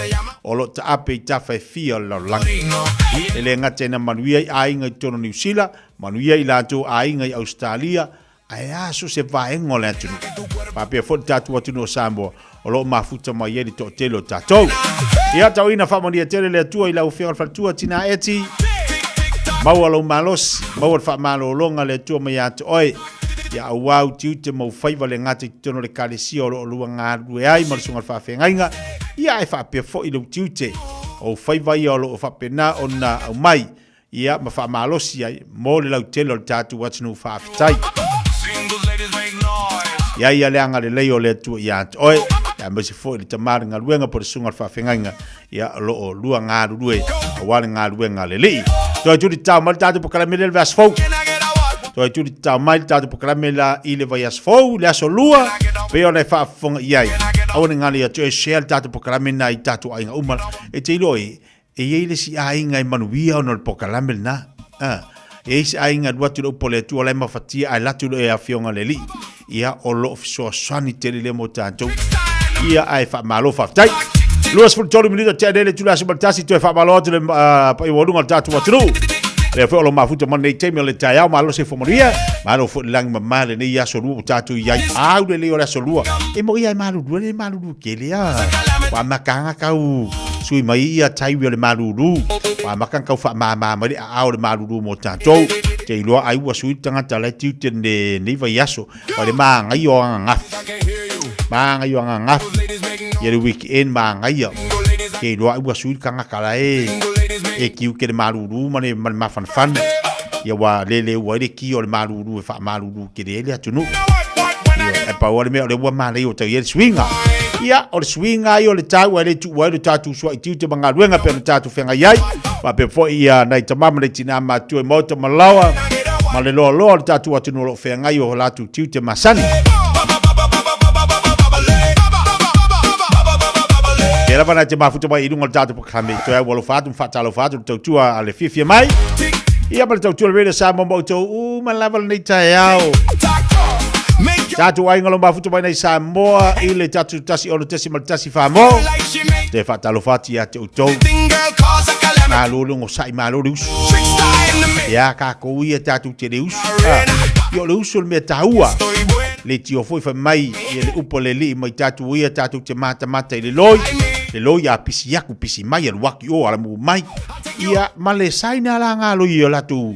La ko winga ngai o mai lo pie sauri sidoi e hala mule ma sau ma le sidoi spiko ai sau fa ma le sidoi pie fa fe ko ai la ko unu fa mai na e alu ia te vava ai le loi va ai le fe pisi ia le loi por ale malu e hala mu a ia loi ia fe ka wila loi fa mai momo o le pie ku fanga me alo fa ofa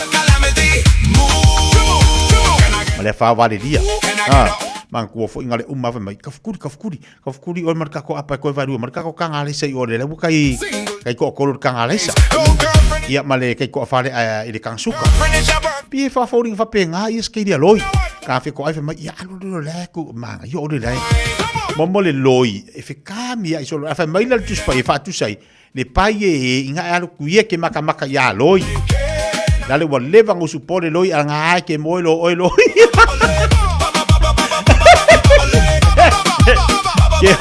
Ke o po kai ai wa umar fa fanga wa ngi do ana nga ke boy oka ya lai ma dili ai de ku ye dunga maka de loi ave ese nga ya fuma fanga ese ku ye dunga ke maka ku ya loi alu fe pisi i mai doi ko inga ma loi lo makua yo i loi kinga ma loi kamanga le o fe pisi ya solo la ko ya nga ke mo ya ma puru e wa le manga yo le fanga de la ai puru le panke ke le sidoi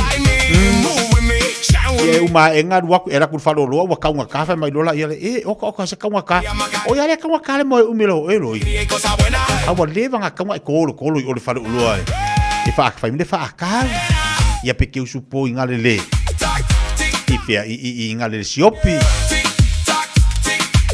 na e te tuai lo fai mai o le malanga fai yanga ia a le timu ia la inga o mambo le fai o le malanga fai yanga a le timu ia la inga ia mea fai ngai ka wai ta ui o upo le tu mo tatou le pai ina lua tu ia te mata i le loi ia wala ngal songa ai ale le wale loi ia wale se no ia la po ka mai loi ia winki e loi le pai o loi me foi ngai fa ku ngo fie lo yo ngal pa vai mo sawa le o al medica ko oka a ka fa ku mai ngo se lo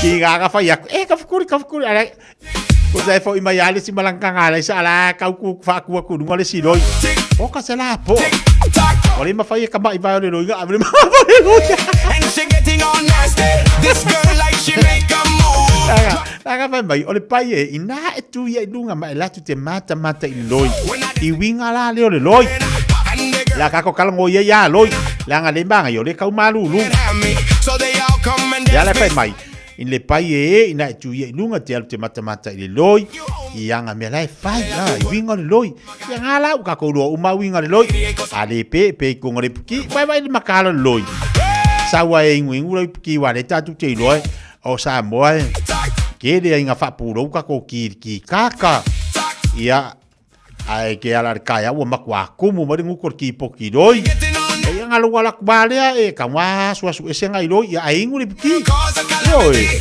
pai e nga e haru ia de loi o vai de ese ka mo faila inga ko pengi lo ya ko foi e fa ku ngo fie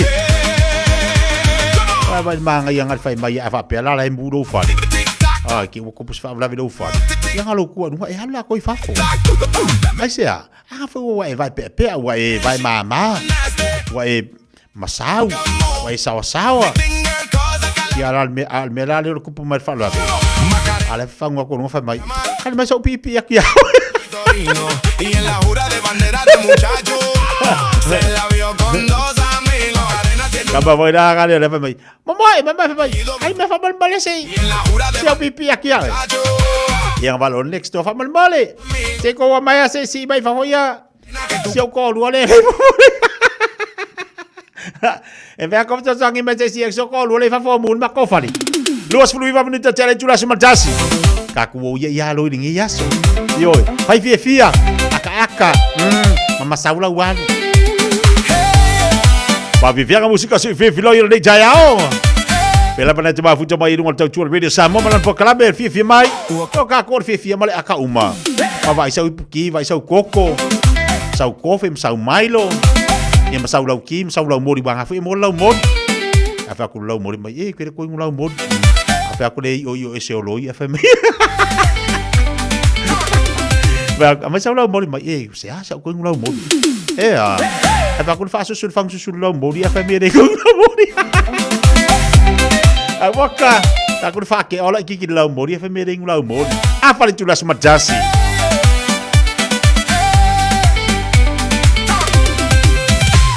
Ua koe lava o si o ue o le mea alofa ale papalagi. Masi o ola e kasi ga au mai lavo ke ola ola i. A ole ua ko o mai, ma u ko fa saga mai. O kali o le kusa vali koe fa saga aga i kai. Mali e fo i ole ola. Ai ogi ma fau ai ga o se fama ga ku ele vale a gai fagau a o mai la e ava ku e fa fe o la u fagau o lele o ama ku u e u mamai ile pika o kau se o ole a se u ole le e ai ole a ko mai si ma wai so ai se u ama sa sau se I fai fu lele o mi lo fa kasi o mai ai male ole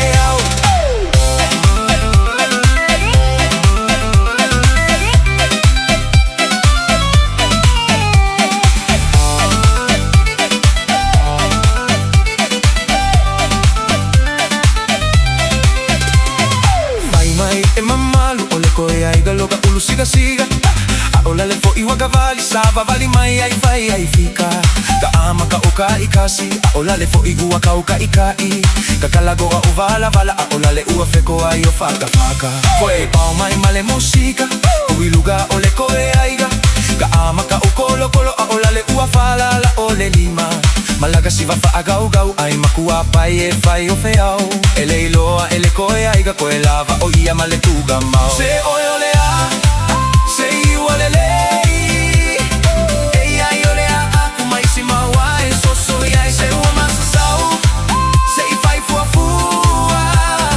lele wa mi lo fa kasi o mai ai male au leo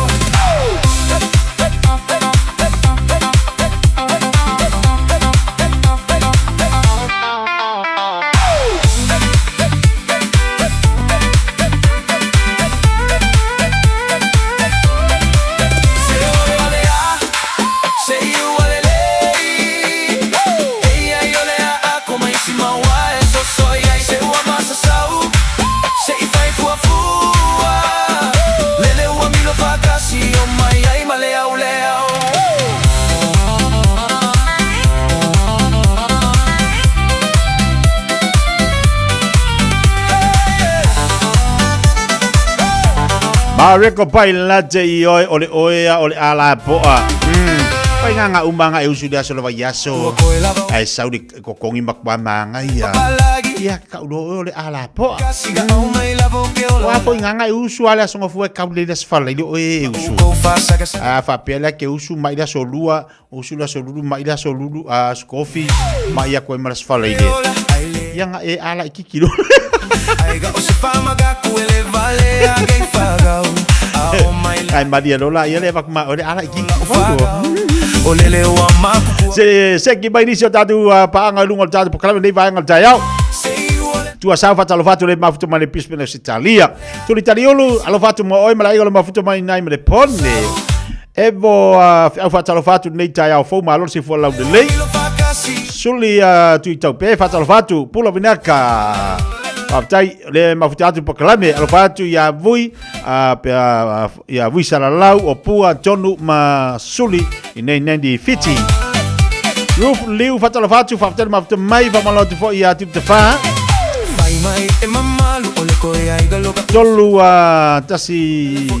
Tolu tasi iba. Balu si fola delay. Katalo pati ya anga ngaluenga.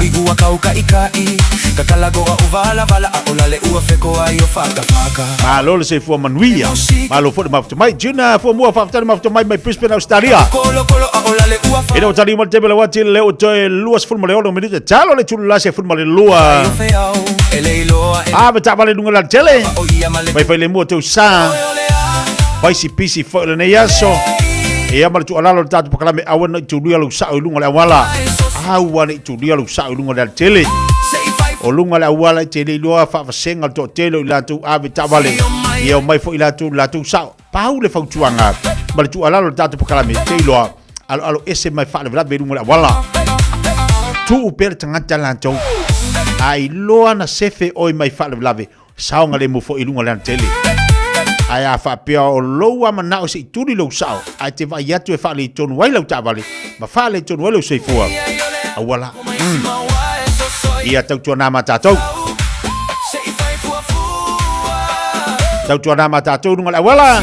E ta pisa pel tātou pakalame. Ina ia maua tātou di saunga le mo. Ma maua e ole Fiafia. Ia so umalamba. Matango fila tau semanela. Ma parafana ile ia so lua. Ia mal tātou nunga tātou pakalame lo manuia o tau umalamba le lofo le tua. Ese moe fatalo fatu. Le mafuto mai nai Wellingtone. Amaloti a lema polu tau pau. Patasi mai Brisbane Australia manuia fofuanga nei aso.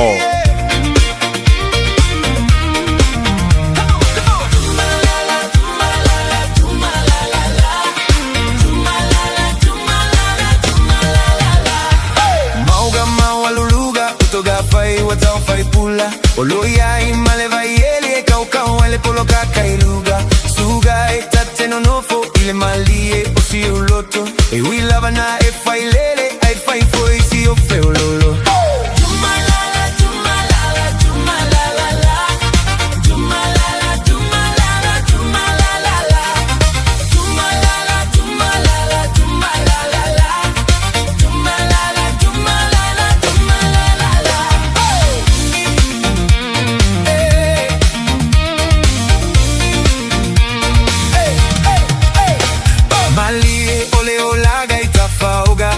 Matama moli la numo ana lena iluma ole tatiana pe te sa una o pe ai sa pagafa a pe fea ave ole pe wele si ai pula pula mata osimea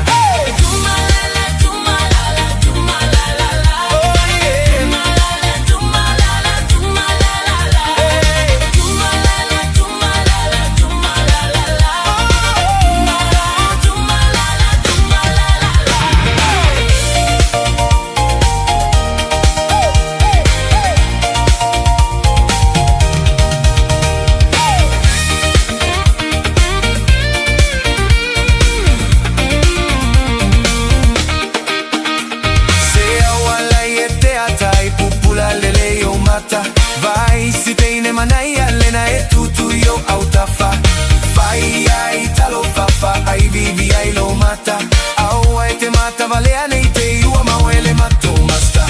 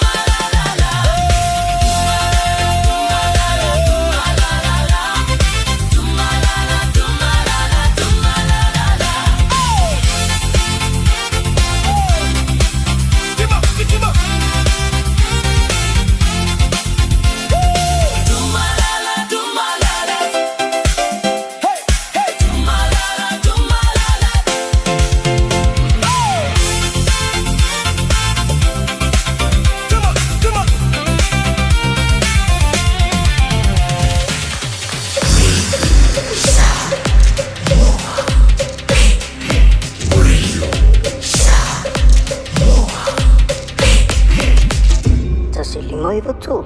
Amo. Ua mawhai o na aura tula polo kalame le leimo o ia so taitasi o na o le lango malo si le whale maliu a se alo le aturuu o ese tātupu Funeral Directors i Manukau City.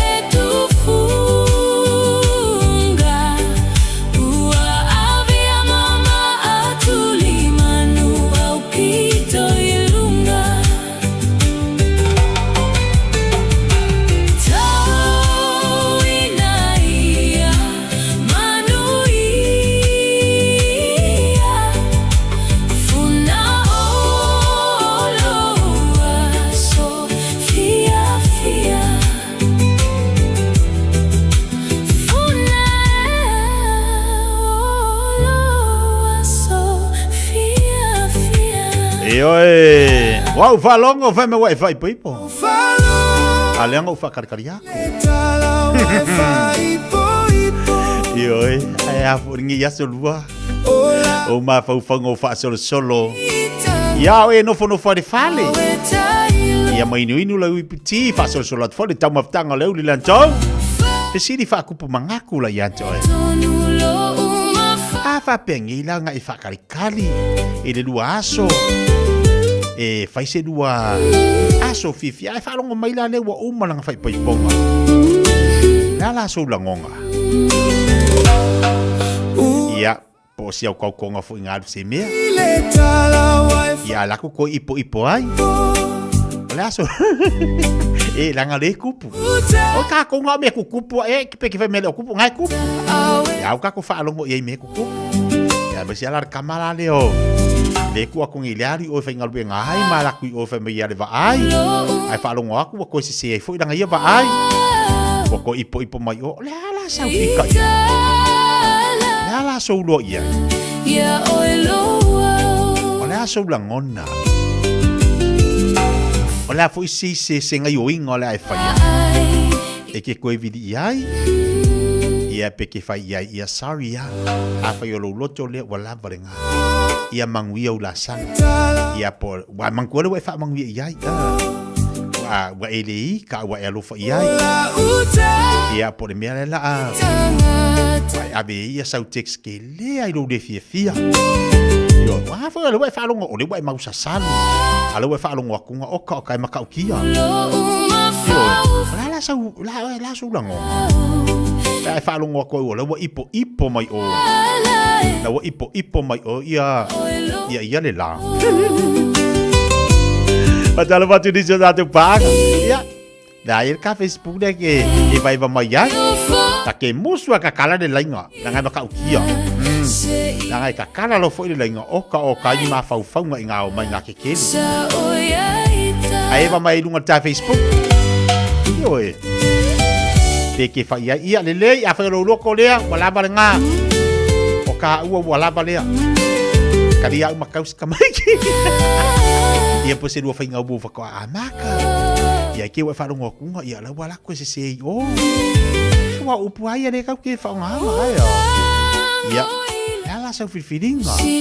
Ia wa le. Kongo fo yelo so kofi o mai deli. Momo fifiringa fo. A fifiringa ku ai eri se me la fa pe mai eri sa. O de ai vai ka mai ki ngalo ko va. Ka mai ki di ko fa nga sfuru ai. Padahal waktu ya ese moe. Ia fa maloti a pati ta eu. Malo se fo moria le mafuta tu masiat matu tina matua ya se fina. Maleala ia mala o ya tia iPhone. Murray ia le mafuta tu nai mangele fa te mafuta mai. Fa maloti se uso ya ekwati ta mati wo kalo fai mai me pone. Fa mai da wo fa mai se uso lai wale fa ngaluenga wa ave pas. Alo wono for fale fo ile la fa ile ngaluenga kiringi de fale. Vai mo kamale lei. Male le ngofo lo de fale fai do kiringi uso. Vai mai asi mai ne New Zealand. Lui fatalovato liu malo se fumanuia. Vai mai laua fai lunch. Ala tina tu pola fatalovato artina uso. Malo se fumanuia ya temper fatua. Dia foi ya lende yaso. Ya lenga vai mai de career roof. Pau wa me taxi ai. Ya se fai pe umi.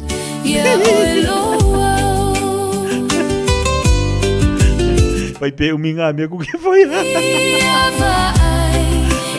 Atala batu ya Jenny malo se foi lau de lei. Pamalo dia Roaring Fonti fa tele ma tamai. Ya malo folo no sai. Na ye va vanga mana musika fa no fo file mo le uli. O ke do ma fa fonga nga ma kwa veve si fa solo akwa. A fu wa e ma fa po fele pinko a fele hausi des ko nga e ke nga e mas fa leile. Yo. Ya nga fu wa pa ke ki do seleng. O le pidi al waku de me ma le pidi al waku de.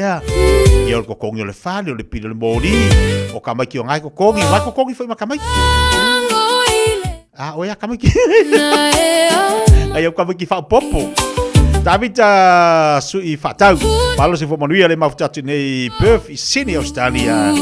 Maria tele tutu mga luenga. Beato Martino malo se fo lau de lei.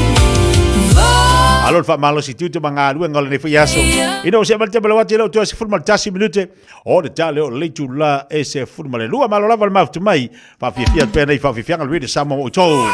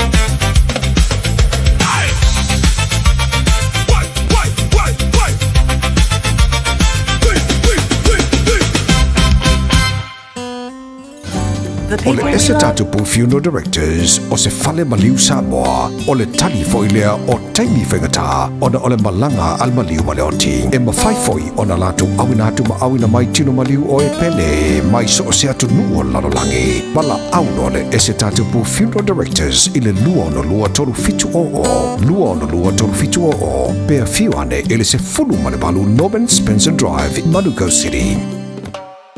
Rent to buy so falefou I polo keti ale Don Ha Remix Revolution. A whaio e tu fisili petenga fatia so falemotu. E maua fale e lua, tolu, pe whapotu moi au kirani atoa, mai le lima se lawi vai va afeta la. E ma whaio ne e vave whaatau al fale, te a e Rent to buy. A whai afe lua se lauri masfulu ta la, pe ilunga atu le tupe mama alo ha inga le vai aso. E tu se le nā malpei meni a matamai I le ono se lauri masfulu ta la, I le vai aso. E mawhaio na mawai masauta avalefo, ai e iai o nā iainga. Wala au mai loa I le o valu selau, valu o, le rent to buy I le o valu selau, valu o. E iai inga matutu ungai whatatau I le nei avanoa, o le nono ina o tupe. I whalangulango iai inga alfa le tupe, o lai sene ina I lalo o le REAA, lua hafe malevalo. O fia maua sau ta avale po sau piki apu, ai tongi ta I vaiaso, lua vaiaso, pe ta I masina, o le sleek cars o le a maua ai le fisosoani. Ua ta pena le au whaingaruenga a le sleek cars, mo oe malo a inga. Aua e te popole I se mea e tasi, te tala fitu aso, mai le sifulu I le tai au, angai le afo le ono le afiafi. Tele la lai au kilani I saute, vili mai loa I le o lua tasi fa, fitu lua selau, po le o lua o, fa lima, tasi lima tasi. Sunga o whenga whakao elo ka wale fōu maunga Max Ila. Senga o ka amilo I au kilangi. Mo koe foi mai lava I o tara I le Tire World and Auto Limited. Lea ma o aiso skoi ngā meg ma pau ka wale. A ole me piko sili. E ngā le lua lima ka alad vai aso le kokongi. Le Tire World and Auto Limited e te maua I ta avale ma pau tau ngofia ia New Zealand antoa. Mo fo I se ti mag wheels mo so se tu ainga ta avale ma le telo isi au unanga. Warren Out Fitness I le na ole se fulu tala pea I wha I lo ieina e wha afafonga le Radio Samoa I nei wha abitoa. Talia wins quotes, cue cards, maisi. Walang lo le Tire World and Auto Limited I le lua fitu tasi tolu o mo pau ta avale. Po le lua fitu wha tolu lua o mo le whale inisinia.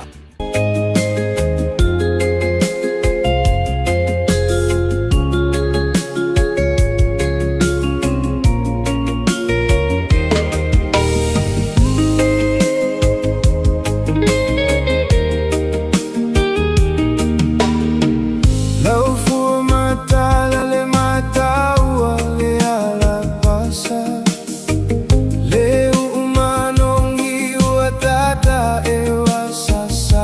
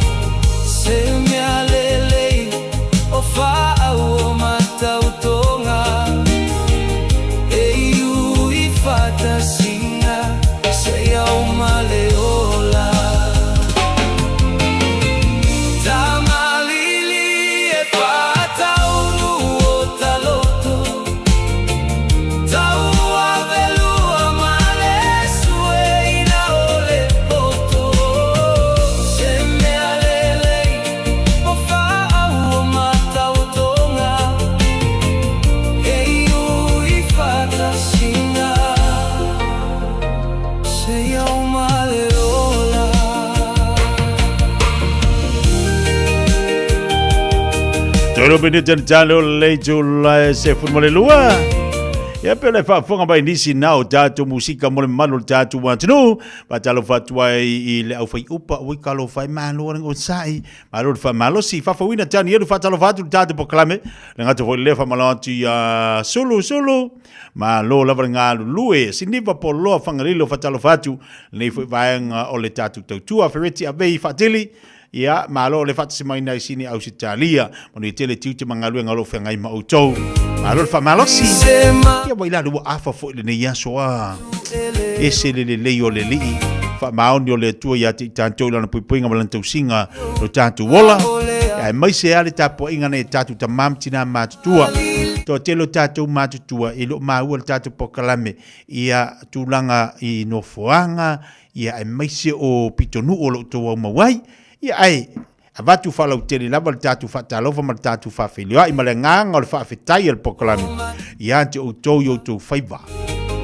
la outou tapuaʻiga I le aso ma le aso faafetai ma la outou tapuaʻiga o le tatalo a le pokalame onai pepesega e vatu ma outou ia maua le tou malosi mo le faamalōloga lelei ia te outou tatou foʻi o loo feagai ma le tausiaina nei tatu tamamtina matutua ai lelei o latou laei faamafanafana le fale ia maua le mafanafana ia te ilantou aua nei afia o latou seifua le fulu po nei faamai ia mavaai lelele latou taumafataga au foi le so faasumaliaina latou ipiti o mea umaga e le kaimi e fai mai makoa mai le akasuka laku e faile o tatou tamā tina o le sooga faasumaliaina lau ipiti avi I le faguvai ma le toeina ma le lomatua ioe makako uma ingu le faguvai ai lo le ave le faguvai a matou matutua ae koaga ae alu e ingaga le pusaʻisa lau Coca-Cola ma lau Sprite o fegi me u faapega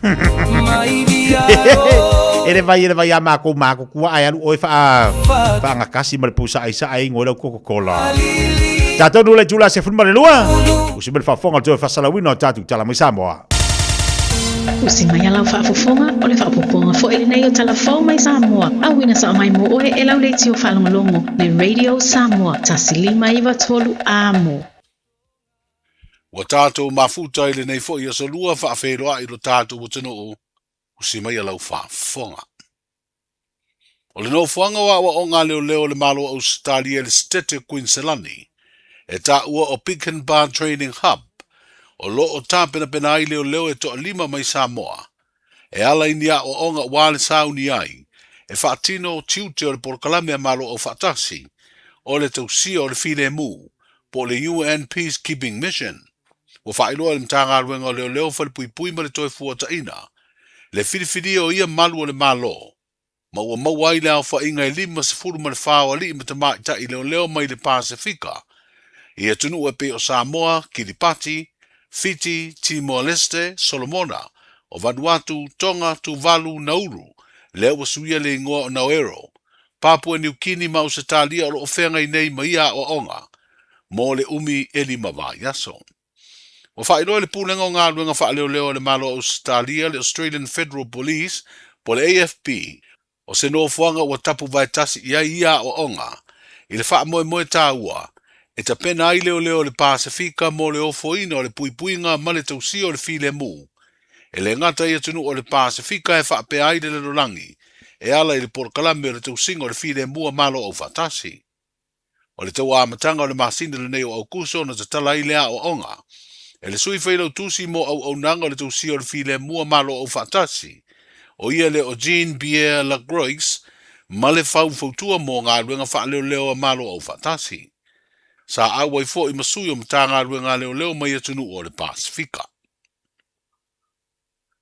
O le whaaleonga upo le tātou ngana Samoa I whātunga o pese, o se tūlanga I tāua. A wā le isi lea onga le lei mo whanau matūpulanga la lawawa. Pei tai o le whaonga ina o tomai wha teknolosi, wa whaingo ina o le Artificial Intelligence, po le AI. O se sea ima le whaaleonga o nisi o upo le tātou ngana. Ma o le tū mauti noa a le vave whaia I aise ngā rua ngai ala I se fofo.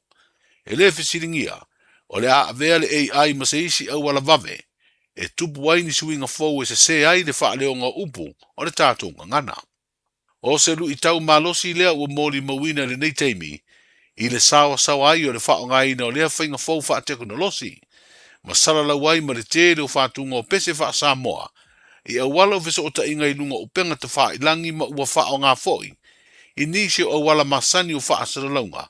E pei o le tio ma whale televise. E eile telu tonunga o le mafu anga leo le au mai wha lau i tele. E le pūlenga le au whai pese lawi loa le tia maa. O se whau tuanga malosi. Ia i la tau o lo to e wha fōwina la tau pese e wha o ngā aile AI. Ina ia tā ofi nei loa. Mo wha ilo e le wha asaralaunga le tia maa i lunga o penga te wha ilangi. O lo ngā lulu e nei e ave sea la tau pese ma whātunga o wha o ngā iai lea whainga fōu wha teknolosi. O wha lia fo i le tia maa ele o lava le si le fia ma lea tamai o le AI. E wha leo a i le te leo upu wha Samoa. O mōni mawina o pesi a tuai maisi pese Samoa. O wha o ngā fo i ai lea whainga fōu wha teknolosi. O se vai aso tā uale nei le kālena wha le tausanga. A le kālesia wha apuputonga kerisiano Samoa. Mō lana kolisi wha awhaife au I malua. A wā lea solua le nei vai aso wa amatai le suenga urufale. E sa idi ai le vasenga tausanga mua mō malua. O le tausanga fau lua o lua fitu. O le fale mafutanga I malua lo wha ngā solo ai le suenga. Mō I lātou o whidiwhidia. Mai le ngata o li o lo su e Samoa nei. Ai wha pe fo I New Zealand au se talia ma Amerika. O le whenga inga tuai ma le ngana Peretania. O pepa ia wa amatai le suenga I le solua le nei va yaso.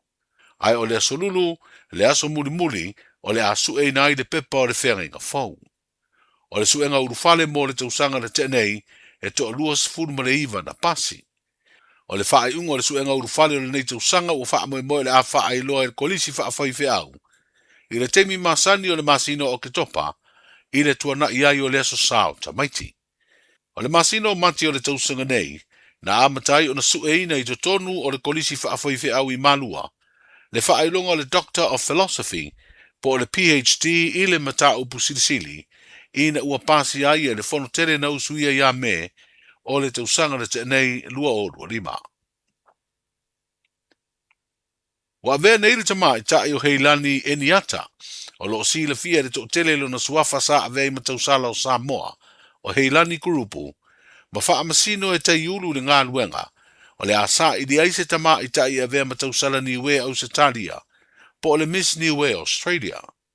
Mo wha I loa le komiti o lo te penaina lea tauvanga le talia I e lea alo tama I tai o Samoa, na ia maua le tūlanga lua le tauvanga o le Miss Global, o lea whiriwhiringa. Ma ua amatai o na loto lo toi le te penaina leo ni tama I tai Niue Australia e fia Hawaii. Wa whaalia le komiti o tāpenanga le matuata au o le talia I heilani o le avea, ma wha masino ulu po le head judge, o na ua tele le sila fia wa ia teia, o na o tofinga tausala na ia tau aveina, a o avea I ma tausala o Samoa. Wa sauni uni tangata tie wila vidivae ma ia tunu I fafo, I le tu unga le nei tausanga le a taamilo ai motu o upolu masavai, mo le se furua I le nei o tausanga o whaia mai pea I Samoa lea ta longa. Wa whaelo ai le sunga ia seti a foa. O ia le whaatonu o le tu unga wila vidivae le Tour of Samoa. O se avano le leitele I lea ta longa. E mai moina ia le auti e wila mai fafo. Lau whanua lafu le mūmalanu lau ava o le tātu o tunu. O se isi whaalawi loa le leia tunu I fafo. O le ati na o tangata tāwhau mai Samoa. O le asonga fua asau se furufitu au kuso. E amatai le tu unga I upolu. Le ua wha moe le a muamuanga I atu I lalo manu I ale pata. Ma wha solo atua I lava se ia o I le wafu I muli whanua. O na wha awau atua I lea I le motu I savai. O le se fulu tausanga o lea tu unga. Ua wha I loa I se pepa wha alawi loa. O tangata tie wila lava mai fafo. Na lato maua le siampini I le tūlanga mua. O lo iei manisi mai ro tātu o sanu e fia I lea tā longa. O le a awai le tienga matu unga wila vidivae. O le lua o lua ono. Whairoa ia tae au mo seisi wha poponga. Seifu. Pui pui lau a inga I le tau malulu. Au e te whaatali. Whaatonu nei loa lau tū I ar fulu. A whai wono lima o tausanga pe o vātu. Pe maua o e singa se tū mau. Mai tanga. Po maua foiso o alo I singa se tau mānawa. E ma whai o na whai a fua lau tū I ar fulu. Tanga ia nei le upenga te whailangi. Book myvaccine.health.nz. E vave to e whai ngō fie. Mo whapesili manisi whamtalanga. Really mai le vaccination helpline. o valu se lau, lua valu lua iwa lua ono, o valu se lau, lua valu lua iwa lua ono, po o le fono, o valu se lau, tolu ono ono, ono wha valu, o valu se lau, tolu ono ono, ono wha valu. E siri le poipuia na i loa le tonga fitia. Whai nei loa lau tui ar fulu. Ta lofa lava, o le si ufafonga le nei o Samoa, le Radio Samoa. Faiste fofuanga I ta pena I lau a inga mo lo longa. Tala noa I lau a inga I le mea I fai pe asi I tia le vai au ta folo fale. Tu ua meta au e se no fuanga saunga le mu, ma wha ngā se a fianga o lo longa o tuanai. E fai ma le sona o le ona toe tu lai mai o ia fianga I lau a inga. Tanga I ane I le Auckland Flood Viewer a le Auckland Council I lunga o upenga te whailangi. O lo saunga le mu I taime o lo longa mamafa, o lo o iou lava lima.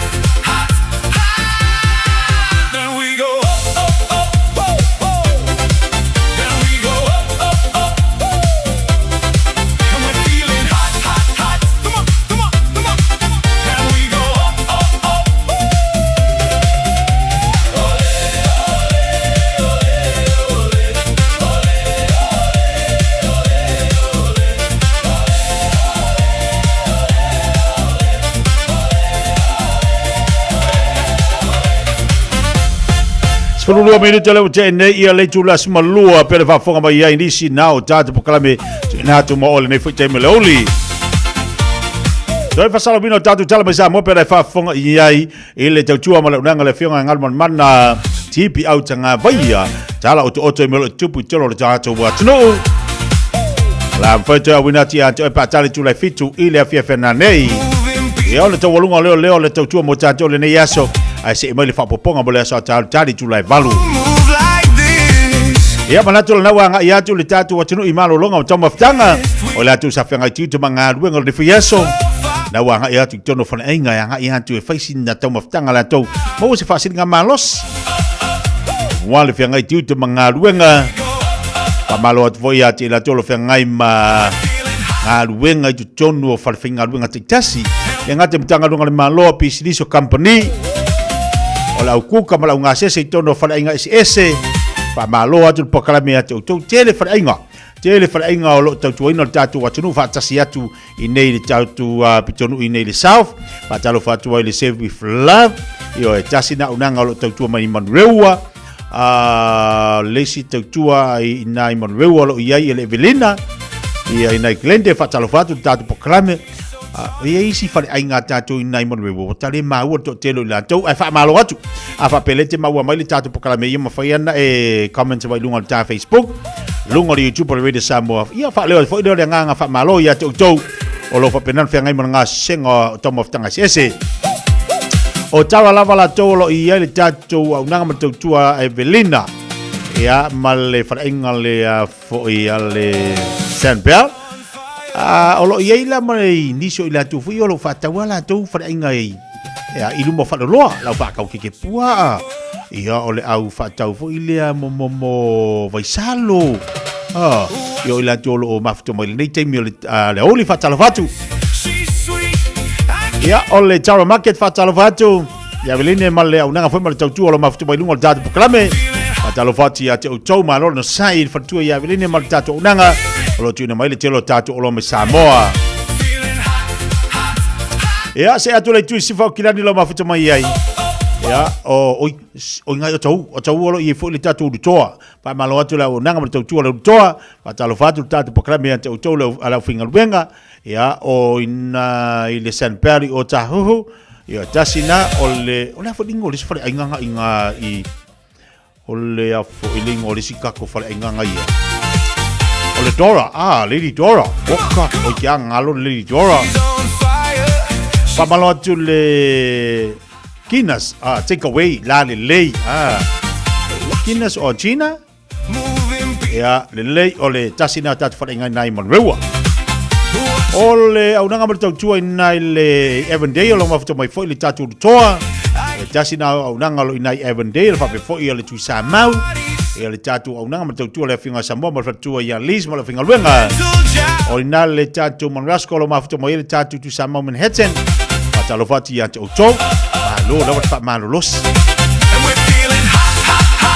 tele tata o nanga matatu tautua fa malo fo sa ili malo ia te autou o lo ngā lui tono fa inga ese tono ni ia tunu tele o maua po fenisi pi tonu ulanga se o ka fa ruai se vanga ngari pi kongu au le leilo o Tara o ngalo ia matu pi tonu ia le kele au tatou lo ngai mai fa tau o le matu tua o ia tu i o lo au ia o nanga matatu le siri eco farm e o lo tu ina mai tiro tatu o lo foi mai Samoa ile foi tu me tangata fa bon bole e o ko kero ka ko le anga mai ile kio o le siri eco farm o ile le faono lo ile tu tu na nga siri eco farm o le o nanga tu tu o le fionga ia leota ia malfatua leota savai malfatua ia o lo awina mai tiro tatu o lo ia fu wato tele la tu vidi mai ka fa mai ki o afere ska mo container siri eco farm wa pe wa wale pure sila le sili kofa io fa malo to le usa ya ofisa mal fatua ai mesi se to ina ya fiu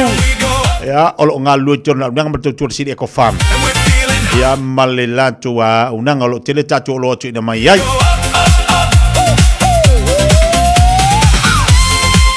pa malo to le tatu pakala me ya to na lo ofe ngai mal nga sengo to maftanga to le mau to mal lawa io o ko kikianga lo au kuka fu i ko fa mai langa kasi dia o au nanga lo tau ina tatu atunu o ila tu o lo fe ngai ma nga ruanga tunu fa mai talo fai ma lo lo ngosai ya te o au kuka o te lo tatu tama fa no le tunu me se ni se tama le tunu le lo nga lu tunu fa mai so se fa mai o e kuka ai fa talo fa tu tatu pakami ia ma so se va en o le nga lo fe ngai mar sa e un o le kale mar sa pasui mar fa lai ngole ma mo le moa ia ma lo le kuka ma lo le kuka ta ko amangong ya le kuka i wala nga e ma o nga le kuka petimara ma vuto mai na me pone ma lo si fo manuia alo fatu mo fatua lo i sara lo ma vuto mai fo na me pone fatel ma vuto mai sulia nonga fatalo fatu le ma vuto mai na ya wai talo fa ya neta alo fatu mo ulu no falo ma vuto mai na Australia si niva poloa pangalilo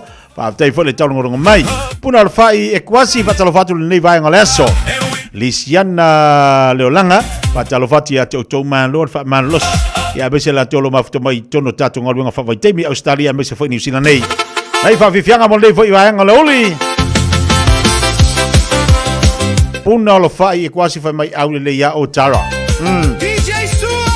Vitale Falaniko whatalofatu. Mālo se fomria. Mawar kau mafkanga iu uma fu le haso lako. Ai les kau mafkanga le me ke pole ai. Lo wala nge fai lau polisi. Fai de lau polisi fai malau toast. Se e ola le ai vai mo lo fu le polisi. Ingu de le lau polisi pe ya me okup. Ke kau ia maka kongi fu.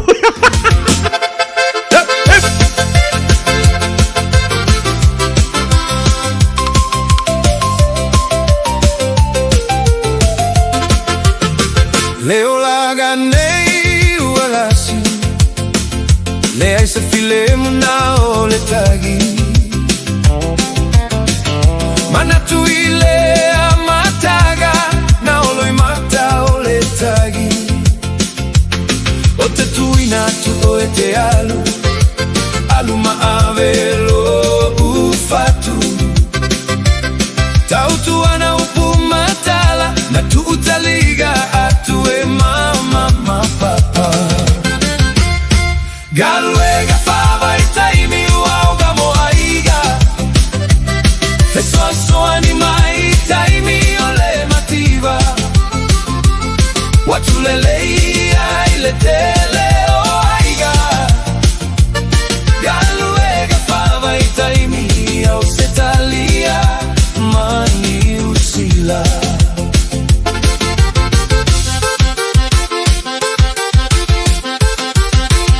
Malo le tau tua, malo le ono sai Aua le fa vai vai e iu le tali Tau tua na le tapu aiga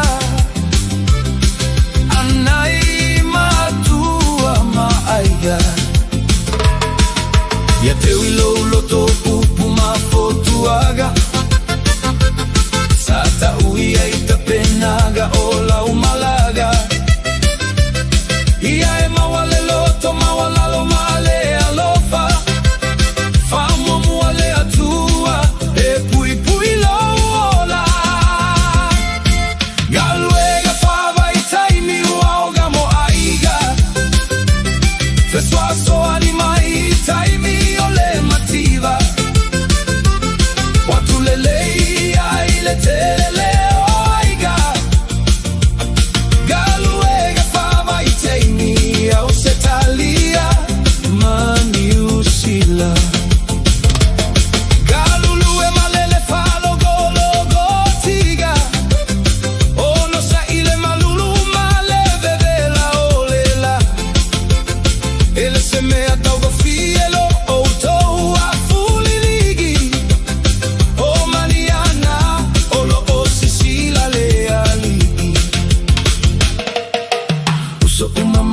Fine uota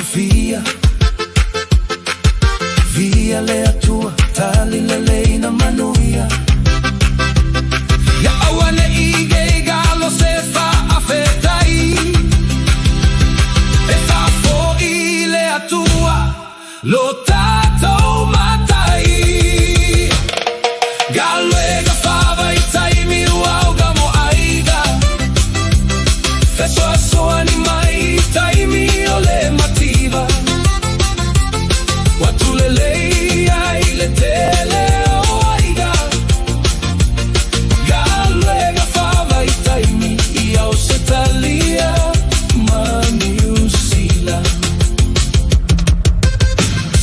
Luas futolo minuto tēnei le tūlas malua Naya e fo inisio tamali o tatu watunu ai mese la tolo ngā lue I la tu whai unanga pi o lau vaenga I insingia E a tasi na unanga ma tautu olo I fo to telo tatu watunu E inisio tautu o tamali o la tunu olo I la tu ofisa la fatupe O sa iri ngā malo le na O sa iri ngā malo na olo I tatu watunu malo le finau Malo le whaalongolongo ti ngā E finau wale tangata la tu le mea lailua o le manuia le nā o lai ona lima. Whamalo atuai, e leo mau o tātou pokalame to te lo tātou whanisinia o lo tautua tātou watanu, ai whamalo atu tātou pokalame a tau tau. Pea lava na te mafuta mai ai, ma e maua mai ai le pokalame Fiafia Mai. Tasi lea ngā ruenga le whai ngofie. Yo, wa e whai o si whinga o rungo kaavale. Ia a o le pungou ko kongo lea whira kaavale. Ia e parapala i kaimi uma.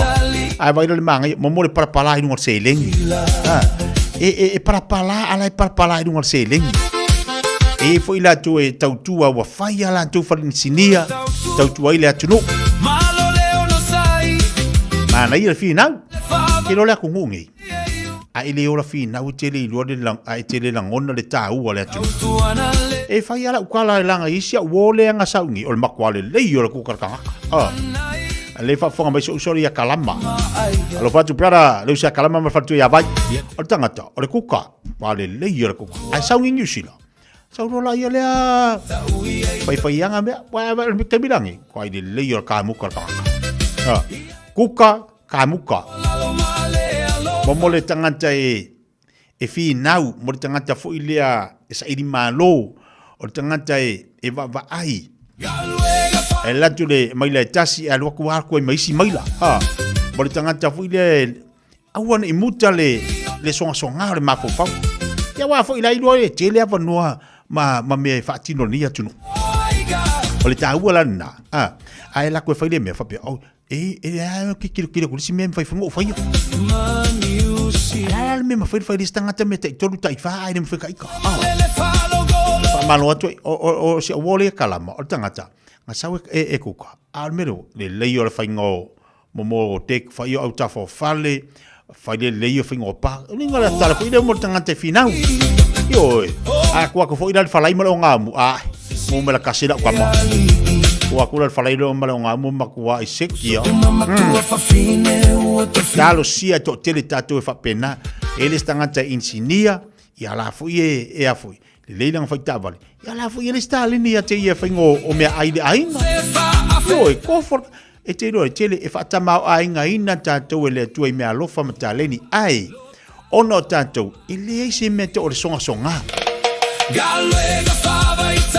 Ono tanto e vatu lo le me tasi na ino fo ya le au nei o le atu nu le tatu te ye mo le atu nu fina o le sipe e kala lo le pension ali pe wa makua e o le sipe a ko lo nga limba se furu ma ia wa makua fo wa le nga oi e la o sai makua ke kai ai fu ia le fitu le ongo lima le tala le pension ali kai wa yo isi ngai tamai e a korka i fiku se fulu kai fitu ala venga luenga ole si elima se fu fa ia wa fa venga luenga fa kamai kia o kai o kamakua fo wo ele kai ya la o so e makua e ele kai o ma pa ngale lili malusi ngai ma bore malusi e ala ngai makua o lo ya kango ku lo ma fo e makua Au ke kai ya e makua. Ai va kule la gigi a fe me mofia makua. Ya ngai va venta tu matutu o tantu ai o ko mafo fongo ma e wa makua fo bori au ngai. Ai kai ya au ngai ko fe ngaru ko makua. Au te va ve fa me matua. Ai ke kai ya. Ai ke la le vole. Ole ke di o ngore e fiku se fulu fiku kasi. Ya o kako de la le pi. Ale ki faremo. Patalo fatu tatu pakala mele ma futa tune lo tufanga. Le wa pulo di sua mai. Ya ole uli la jo ya ma tune lo tufanga. O kai mangaia. La te moenga yo sia pulasi fatalo fatu. Ma lo fo ma futa mai. Ale ma futa atu ilungo le loli alo fatu ya le apanga. Ya ma Samuelu la ta fa solo o kalo fa ye le. O ka fa o ngor se le. Ole wingal tala fo ile mo tanto ole taimile nei. Na ta tu te light.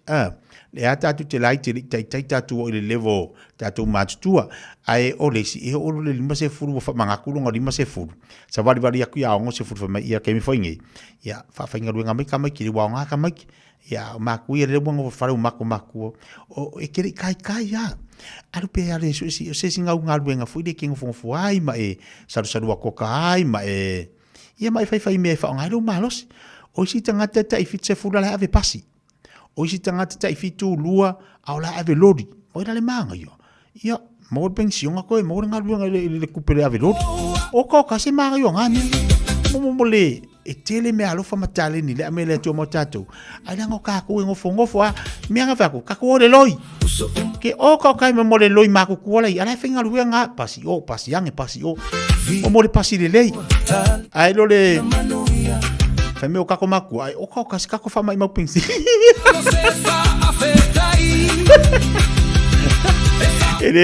ele ala mungi makakau ala mu e fai solo le game le ngala ko yoi ia ai fa tai le tu le malo si male ole mai ati tato e fa tino ne tato tiu te mangaluanga ia mato anga e fa nga tau di taimi tau di taimi malo su amele tua ati ai tato ainga luas fu male va minuto cha ne le jula su malua fa wa uli so tato fa Fiafia nei taimi le so fa ngale tu no tamo ftanga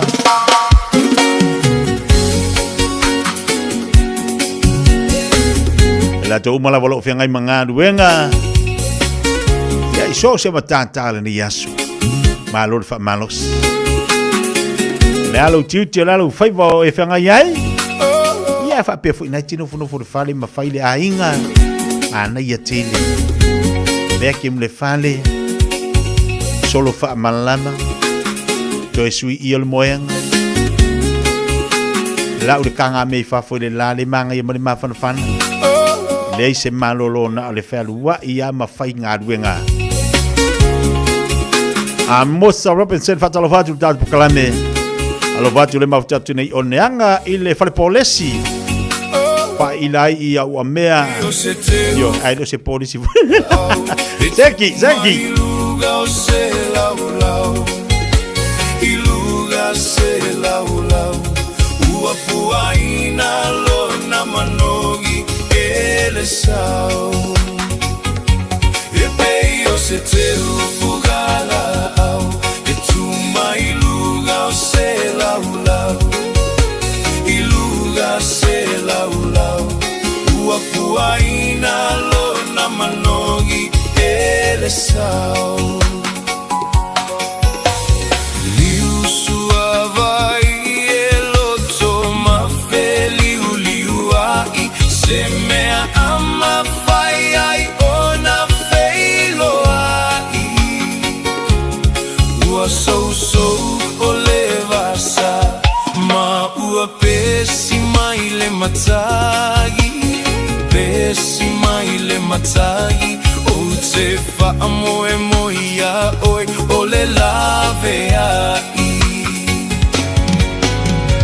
wacho ululu mai ole sau mai ele monie wacho ulule alofa iluga o kipeona wacho ululu mai ole sau mai ele monie wacho ulule alofa iluga o kipeona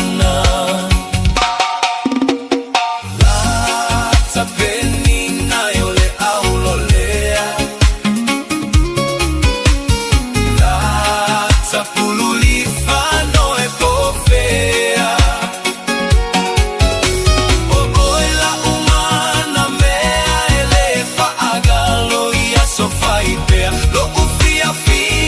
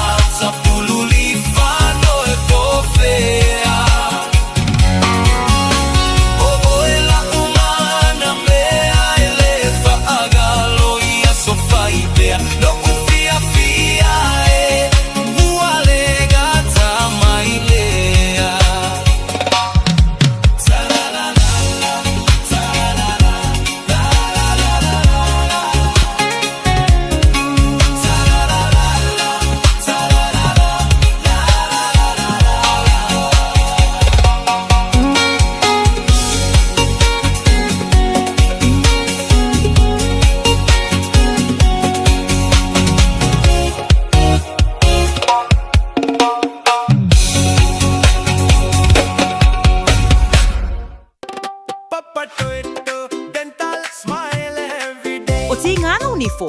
Fa va nei loi le papa toe dental. Ma fa ngalo community services card. E se ia lo ni fo ile na le fase fulu tala. E fa ia foi ni fo auroi fa ai ilai lo smile. Susu mai pe vala au mai ile papa toe dental ile lua fitu valu fa valu tolu o le tua tusi tolu fitu lima Great South Road papa toe.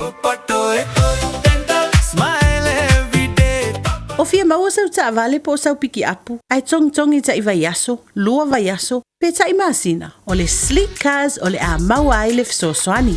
Ua ta pena le au whainga ruenga a le sleek cars, mo oi malo a inga. Aua e te popole i se mea e tasi. Te tala fitu aso, mai le sfulu i le tai au, angai le afo le ono le afiafi. Tele la lai au kilani i saute, vili mai loa, i le o lua tasi fa, fitu lua selau. Po le o lua o, fa lima, tasi lima tasi.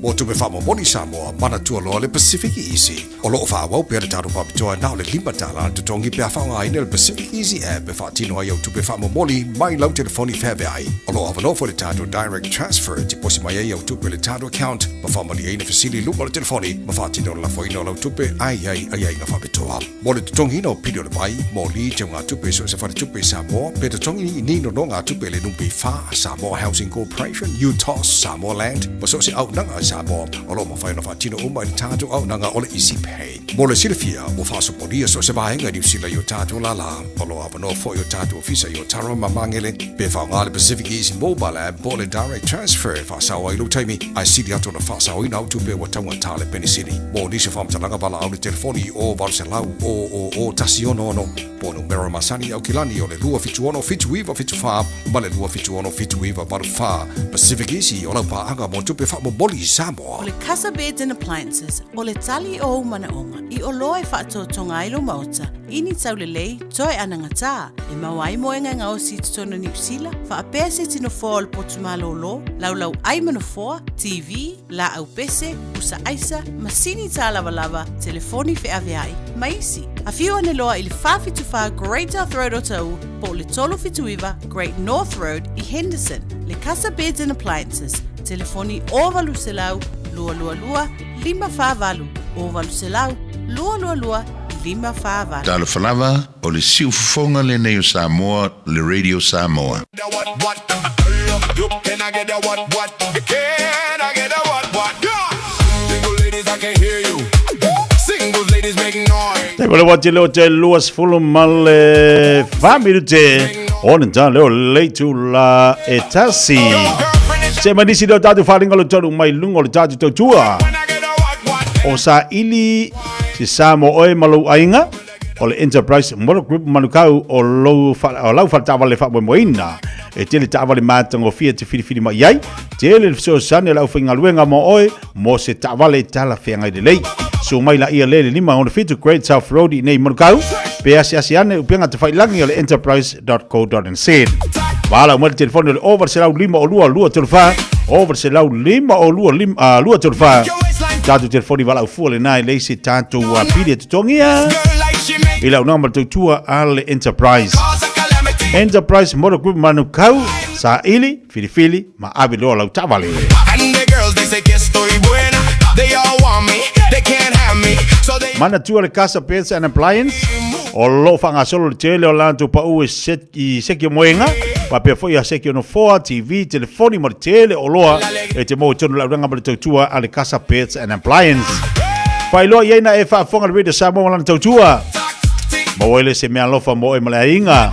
A fia ne loa le whawhituwha Great South Road i nai o tahuhu. Mo le tolu fituiva Great North Road i nai Henderson. Wala mo le telefoni over se lau lua lima whavalu. Over se lau lua lima whavalu. Omi atu le numero lua tala noa ti o tahuhu. Ai omi mai i ele tasi e te tala noa i Henderson.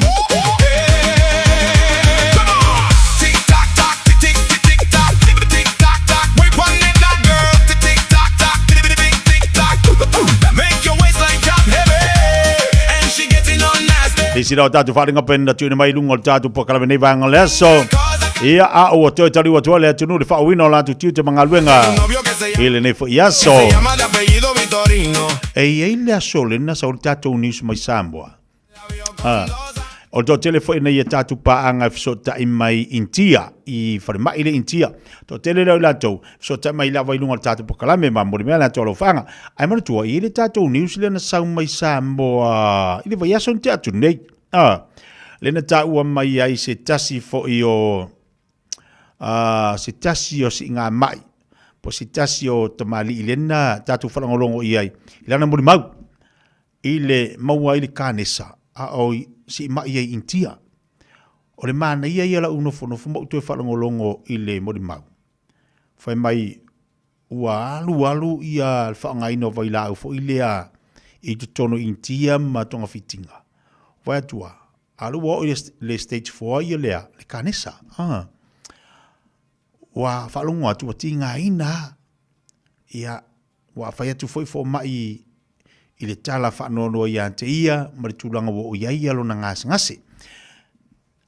Ai mana ia la. Ina o taunu watu ia le fo mai ia tato mai Samoa, ma tilo ma whaalongo le tala, whai mai loa.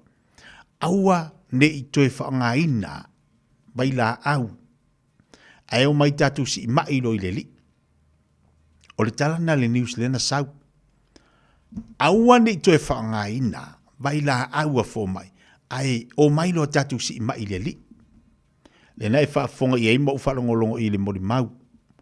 O le si ngā mai le li. Ua tu watu I ai. Le mai le o ti ngaina. Ma le tala le fo mai. Ma le tūlanga wo o I le mai. Le alana tatu whalongolongo I ei. Ese le matautia ma le whaamaoni o le atua I ana wavenga.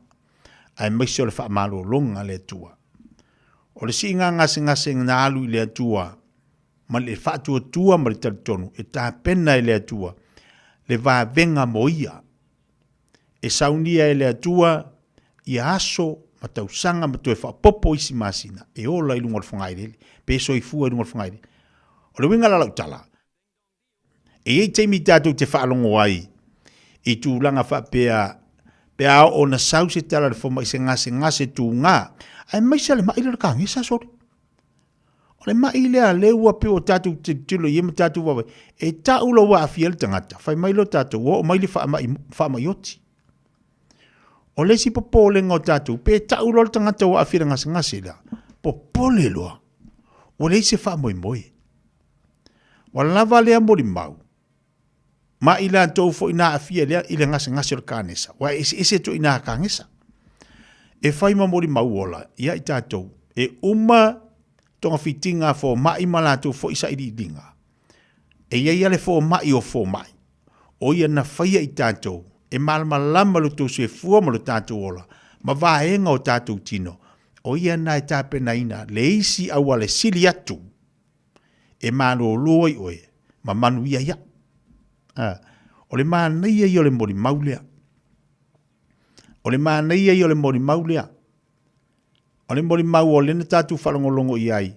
I le si ngase naru ni tia whao ngā wai lau. O te ilo whaile to tele sila fia le tātou watunu. E le antou lo a fia ngase. Ai maise nisi ngase ese marikanesa. O nisi o ngase tū ngā lea tātou te mauai. E te mi tātou te whalongolongo te tala lea fo mai. Pe te alu watu fo mai whai mai lea fo mai. O e wai mo suka. O wai mo koko mo lunga. O ele ua lata ne whaamalu toto.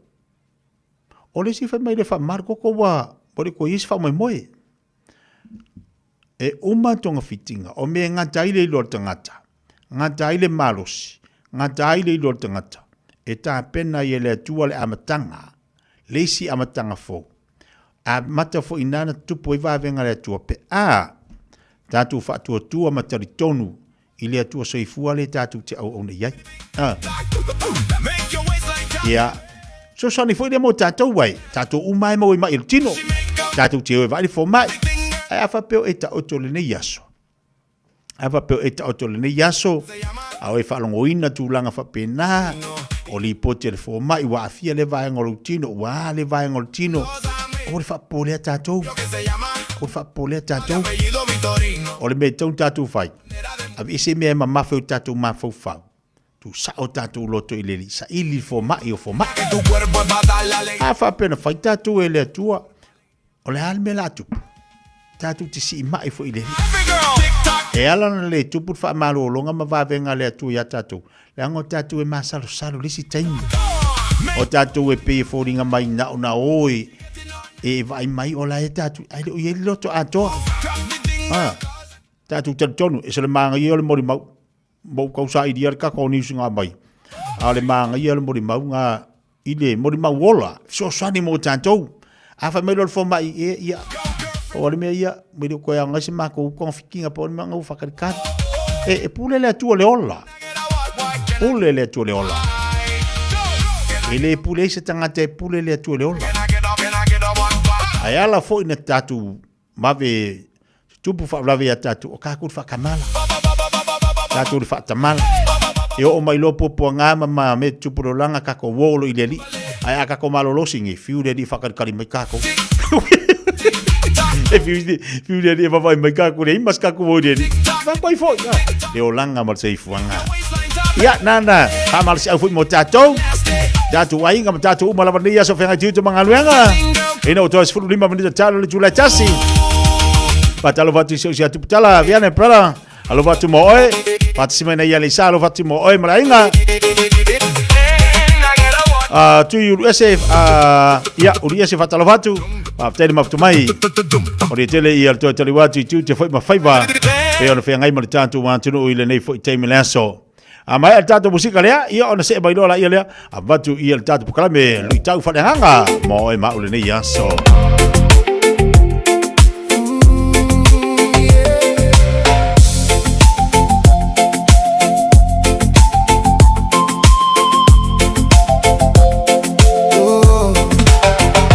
Whaatali mai se I tātala no, ma se I e tau mai au lau I goa, te whiloa.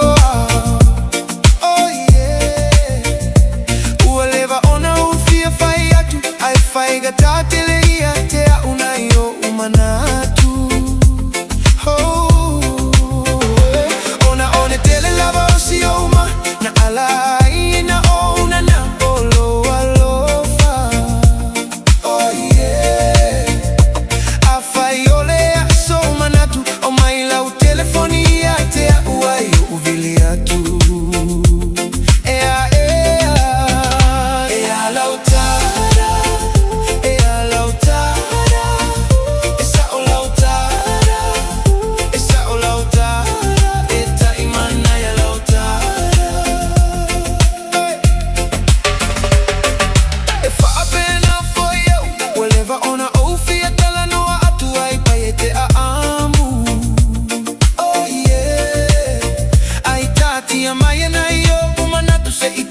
Sue a so avanoa ai to e kawatu.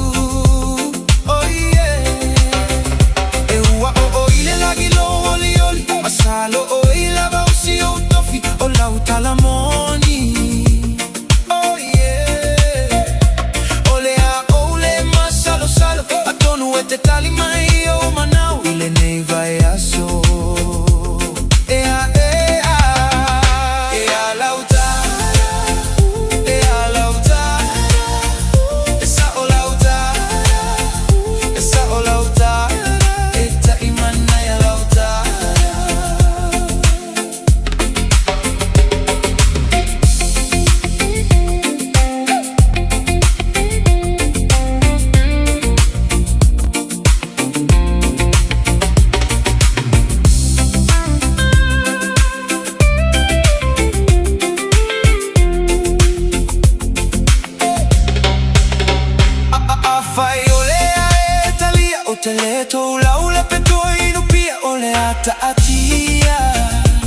Oh yeah.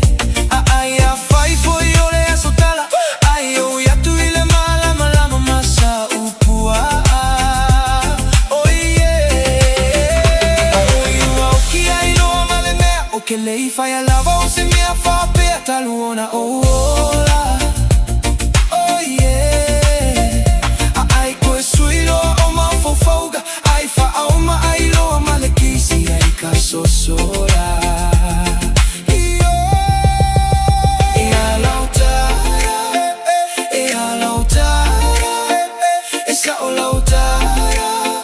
Esa o lautara,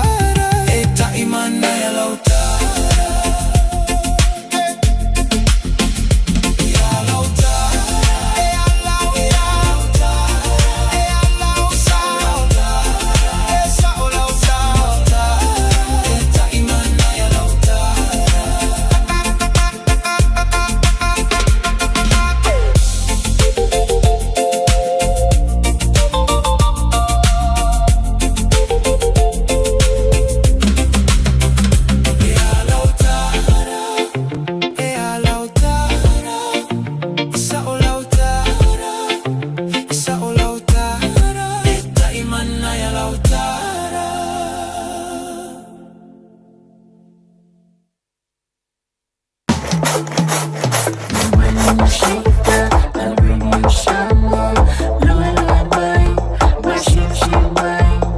Radio Samoa, Radio Samoa, Radio Samoa, Tasilima Iva Tolu Amo. Radio Samoa.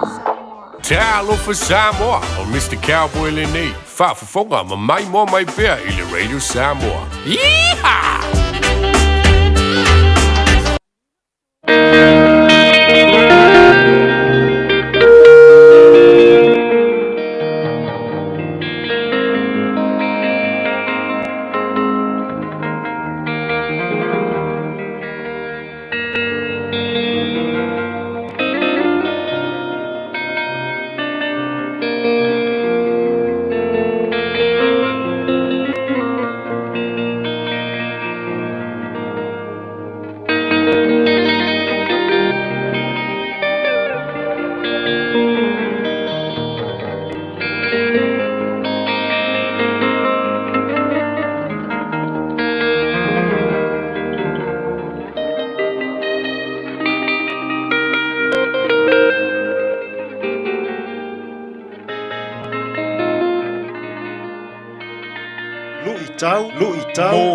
Mo le aso.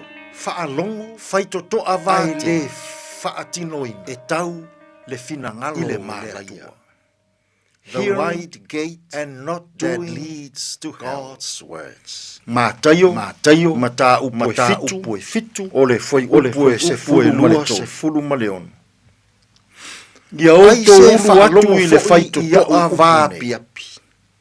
Ai le va tele le whaitotoa. E whaatu saina o ia i le tangata le ala e tau i le mālai. Wana whaialo na whale. E toa telefoi i la tō. O e ui atua. Whaalongo. Ai le whaatino whaitotoa vāte. Le fina ngalo o le atua. E tau i le mālai. And not doing the wide gate that leads to hell. Whetalai manino. O le whaitotoa e vama Iesu. I le whaaiunga o lana maunga i lunga o le maunga. Lea ua feta lai manino, Iesu i lana la. Ai le whaia, e ese le toa tele o tangata, e ui a lava o le tangata valea. Ai o le ala tonu a, ai toe whaatusaina, e tau le tangata valea, i le mālaia. I le tangata na fausia lo na whaia. O lea i lunga whaito toa vāteli. O lea ala.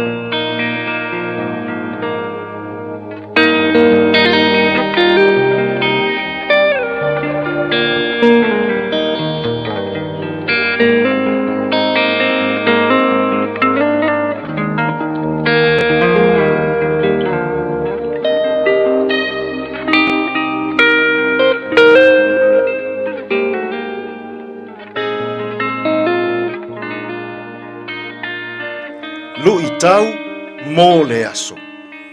Whaitotoa vātele. E tau i le mālaia. The wide gate that leads to hell. Mātaio, mata upoe fitu, o le foi upoe se fulu ma le tolu.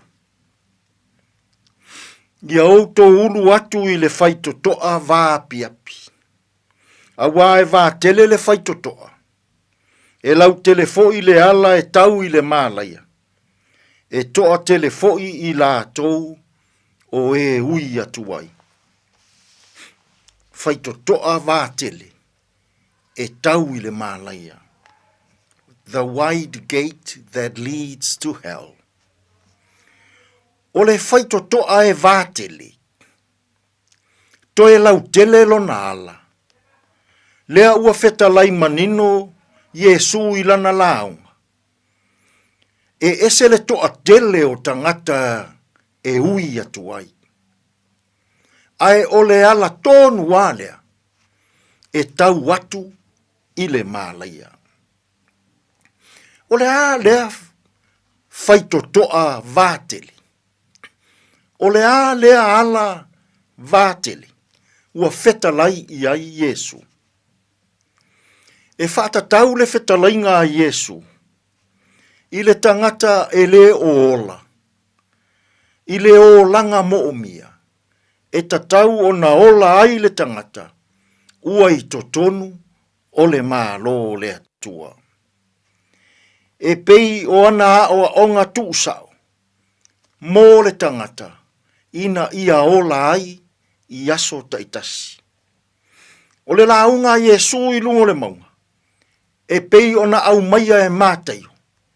E whātatau i le mālo le atua.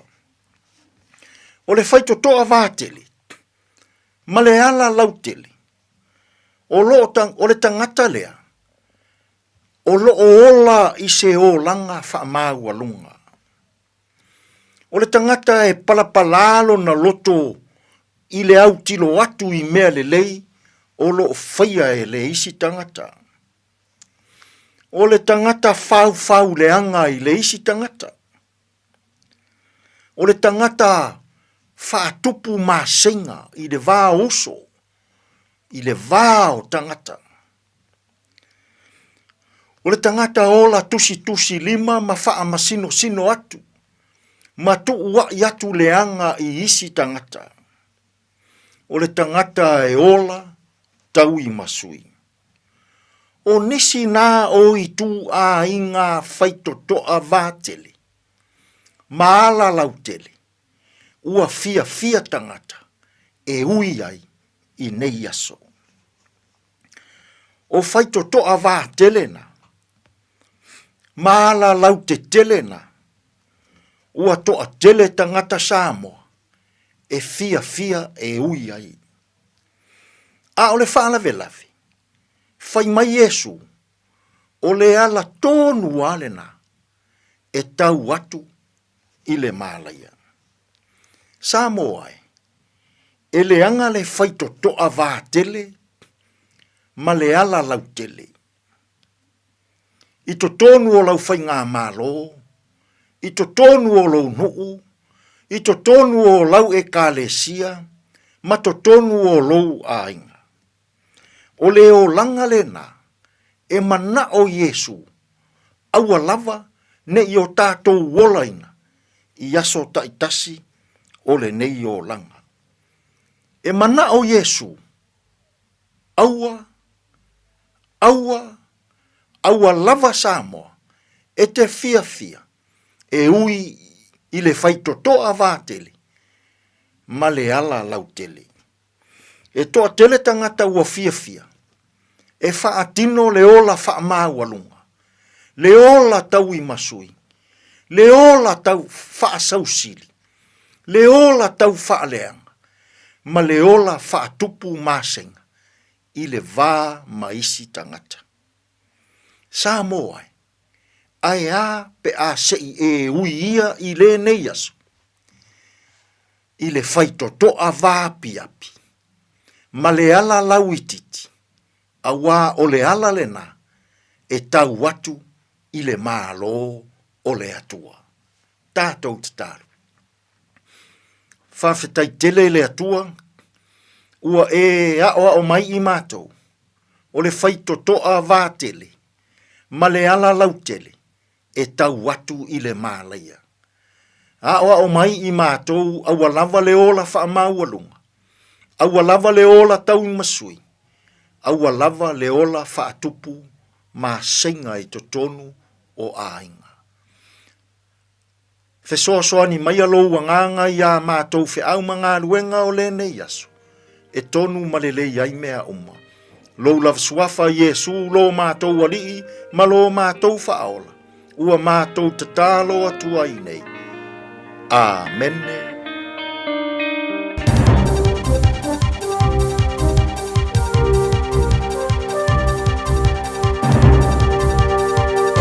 In this update, the Climate Change Commission has found gaping holes in our funding, planning and information. Its new report reports to a small progress in the past 2 years, finds the country is not adapting at the pace and scale needed. It says a slow decision on funding and governance and a lack of clear tools and processes are driving up costs and risking further damage. Chief Executive Jo Hendy says climate events are already more frequent and unpredictable. She says the longer gaps stay unresolved, protecting communities, infrastructure and businesses will become harder and more expensive. Concerns some baby deaths could have vaping links. Otago and Auckland University researchers say in 66 cases of sudden unexpected infant death cases, smoking and or vaping was reported for nearly 3/4. In half of cases involving bed sharing, mothers had vaped. Lead author Professor Ed Mitchell says vaping during pregnancy hasn't been proved to cause deaths, but nicotine is suspected to reduce fetal blood flow and birth weight. When the baby's born and is exposed to a risky environment such as bed sharing, then that becomes a lethal combination. First home buyers appear to be taking advantage of a market letting them get on the property ladder for less financial outlay. Cotality data shows more than half of new loans this year were with 20% equity. Up to 60% of recent lending has been on a 2-year fixed rate, up from under 20% in November. Chief economist Kelvin Davidson says first home buyers have close to a third of the market share. First home buyers are still keen, that mindset is still there. It's not just financial, there's non-financial benefits, security of tenure, all of that. A push for business events to be used more deliberately to bring in more money. Multi-day conferences contributed $925 million to our economy last year. Business events industry Aotearoa is calling on political parties ahead of the election to commit to building on this contribution. And that's news. To sport, and the Wellington Phoenix are not yet commenting on a claim by playmaker Macy Fraser that she's leaving the club. The former football fern has told a lifestyle column in the Press newspaper she is between jobs. Fraser was only a year into her latest 3-year season contract at the Phoenix.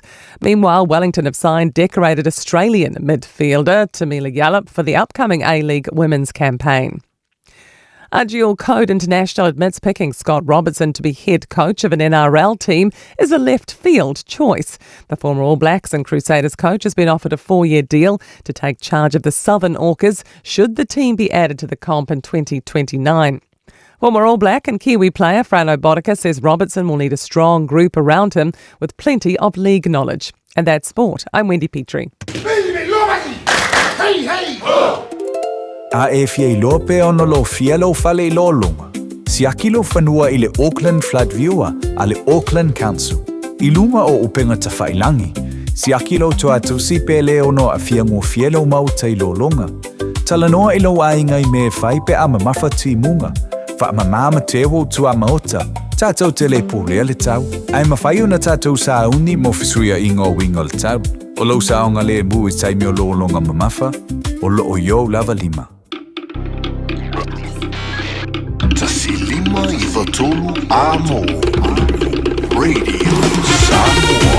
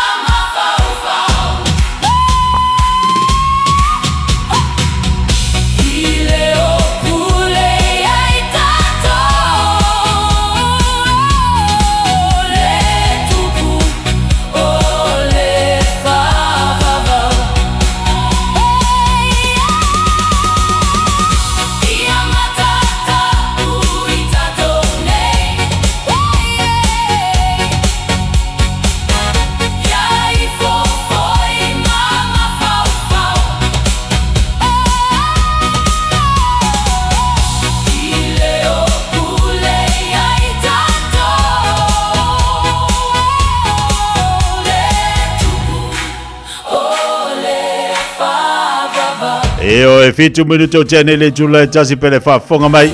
Ia inisi nau tātu pa pisenga whalenganga. Ia pa se riso tātu pa kalmi whalenganga. Pe ona e mafuta mai lefo i taimi le aso. Ile unanga ma tutual vide Samoa. Lui tau whalenganga mo e peona i sauno i ele sungal whawhengainga. E tisone ngafa.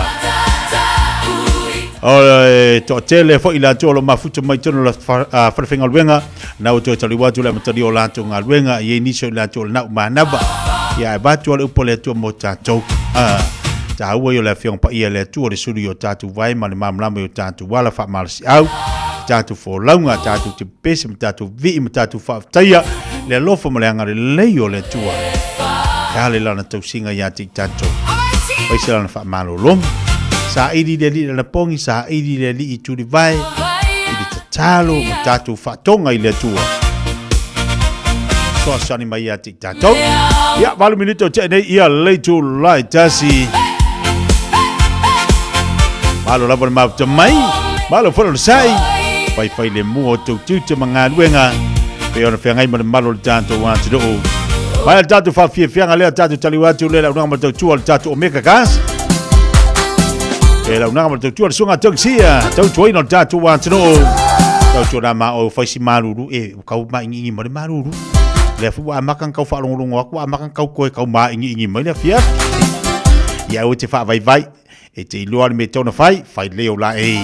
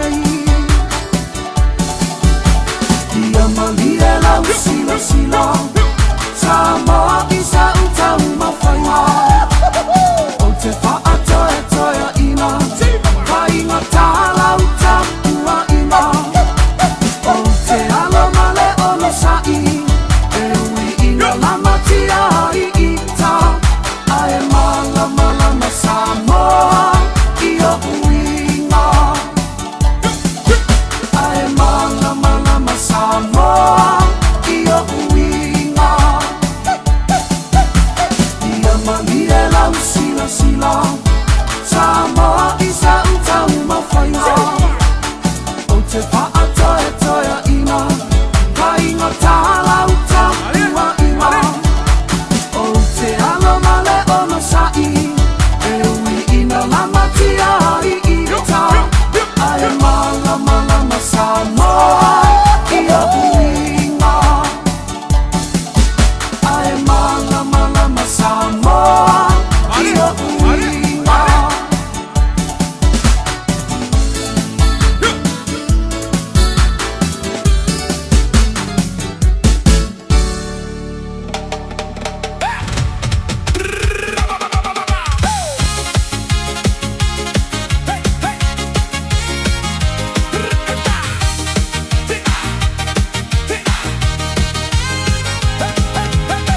Shiva mai Shiva mai Shiva tine Shiva mai tene tene Awe awe te ono mea ile fanga o tanga Lue mai lue tama Lue mai le musica Shiva Shiva mai mai o soy luna Ua ova ile masina Shiva mai mai atata Lue mai ua ono mea Ua manaya le musica Vai vai o la upanga Shiva mai mai atata Lue mai ua ono mea Ua manaya le musica Vai vai o la ona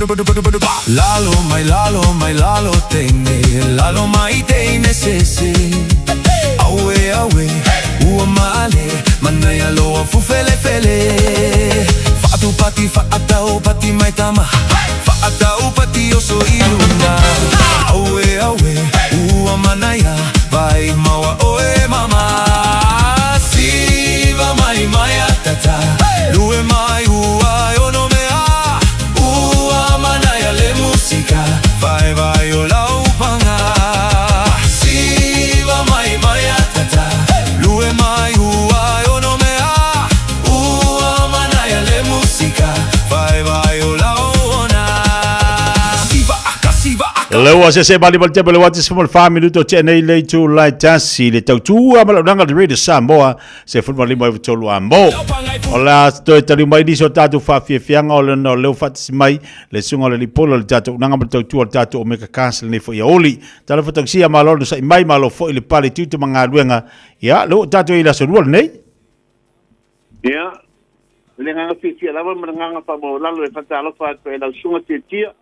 Ya que nane o koe o tau o tau kalami le Fiafia Mai ya wa koe pasi fili muina na malu le atinu le nei pai ainga yo ene pata ke foi malolonga mai te au mga albenga foi le aso tau ya pa malo se fu mia pa malo to wa tai pa malo to tu atinu wa te tia Yo e via leli va tai o le wa fanto e filo tapo kalami le nei fo yaso ya a o ye fo tito mga duenga te ton fo lo manuel nai tu o vai o fai valo flima wa tau sui mo le malulu le ia ulia tungsi ma nafi ya ya ita le la basa nga te tia yo ma tongo pi ko le tau ko le ni ya so la tu ya ya o le tu poto le tu nga wenga ngo po ine nga ya wa mo ta tu le ta tu ai yo ya so la bala na so mo lo tau ta tu yo ma tongo pi fela ma fanga mel ni ya so te tia sa o le sa o le te lo fa mai ni so la tu o toenga yo le tau malulu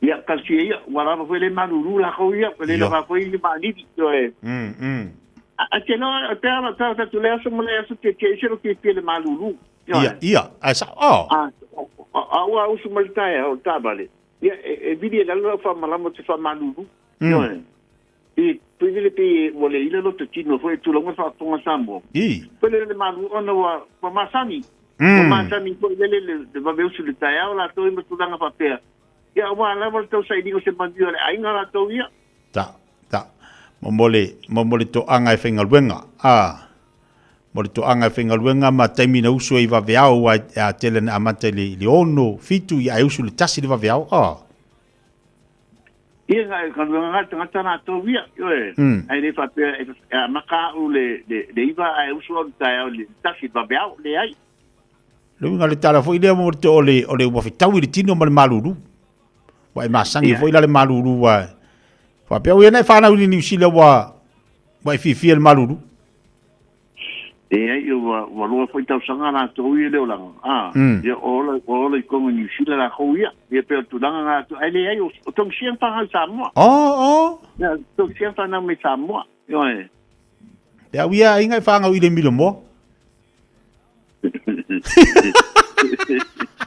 quedó miro mo nga ka mo lo puke tu mo la versa con Samoa quedó miro mo nga ka mo lo puke ole tau fo ile la tunu ole tau ile te mi to fa se e mo tau fa pele u tau ma fanfana ia ai fo ile te mi tau vivela mo malulu e fo te mi alu ko ma vivela mo ma fanfana e se fo ia wingo tau ai le tu ua ia tatu su le aso ma le aso Ya wa ka ko le usu por ko nga ka we mingoi ya le mea ri mingoi ya ka ko. Le tio foi ali tuksi. E fa me le pai e na ya ru eva vai de loi. E se vole manga yo le fas fai kaus ka mai loi e fa ku sei de tanga pai. Ia sa le wa on le loi ele a foi ele maloro. E fa putu lava na me ai se yo ya so reanga la tovia. Na maloro le loi mai ngare ai la. Ia. A to umale le langa le loi la tovia. Ele maloro loi ta funa ya ta to la tovia. Ia al tanga la tovia male sonsonga. Male fina na foi le fina ya sugumla man mi le ainga fa na. Yo. Ya awone yo la fa ro to mai. Yo. Ia i loe to meiti tumu la mo ka poki la ko i mea ai yo a kangi mai na pasu mo ka poki lo e tumu i mea ai tu langa fa pengala to via ia tangata la to via ele sonsongalo le ia ma fa la to ia tangata pa ia nga ele ngai ngi tira ma ngai fa to ngai sa mo te tia la le vai nga foi le ata ti lo ne le loi pia la ku le si loi fa ko i le u le si loi pia la nga loi ke minga fa mai kopi o ke wa ala sa ufa winganga o winganga o lo.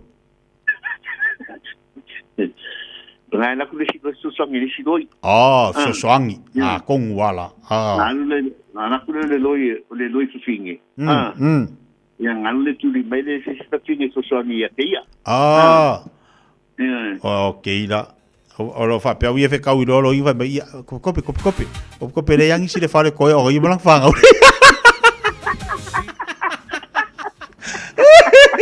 Awaya. Kope. Ya wa fa ku foi ese le bang yo wingo le lo ya. Le pai inga e alvia ti mata le loi. Si le dole to pai la to yo si le pa malo lo la. Amo to fino pa fa pe le. No me ando pa le son la ma to tanga to wi to le loi. Yo le loi la me poto le loi la to ia fa putu na me ai wa so le ma la tu dia io tu langa la tu dia. Yo tu kwanga ya tato. Yo fino ma ro si la tanga la tu ia fino wa si no mai ai. Ya ai si le ka le wa ma mi ai nga.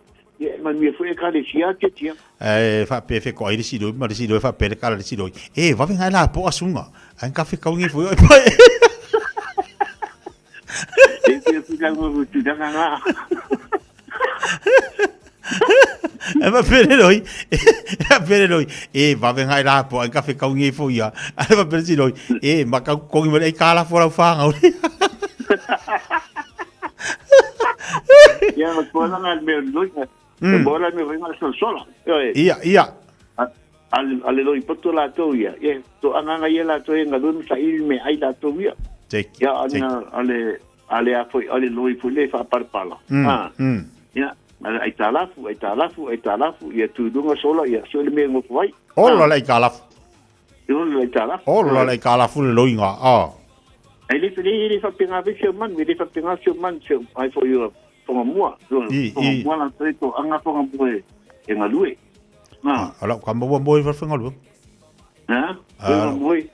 Boy fa fonga lu. Boy ai. E foi la ka mo le malu boy fa yo le kampa il kapaka. E go sa mo te tia wa. Ba kuri ese lu mo ko le ke fonga mua malunga. De ai yo fa mo tangata mingoi. Mingoi pese loi. Ya na songa la ba ko bona to songa ko mo.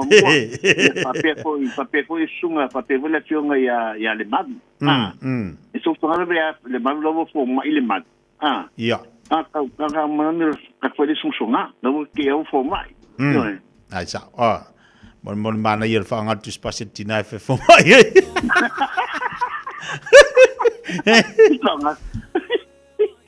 Okay, la kasus kakavari. Yo. Ya, kasus kakavari. Au manga yo foi le so swani mai la to ye le o nga lue. Manga ye ngai fai moi makamaka i ngiro au ka fola ko fari. Ye mal nei, pa tai tele ati te mo ma to mo no, pa tai tele la bela sunga la mo no le au mau. O le bi inga la me fa fo ilo ta to ta pa au si de langi, yo o mo le soifua la sunga fa pe fo soifua manuia so tatou atu fa pe so mato wola bai ia le nevo tatou lia mele ni ia soi manu yoe a fa malo lava soifua manuia Samoa ia nganga fetia me nganga fa molala fa talo fa ko pa i mo so atu fa malo solau fa malo lo sai ia koe fa ni masinga tatou le papa au ni ia te wo koe fa ni masinga ia o ma spele le malula to ia fa malo lo sai ale tautua whatawa lava tātou whaktamale la toi ele whai lava mtu ua. Ele tātou tamale, wei tātou sepulunga whoato i ora hai ace, o ainga to tele, sepulunga whoato i ora hai ace mane Nissan Caravan.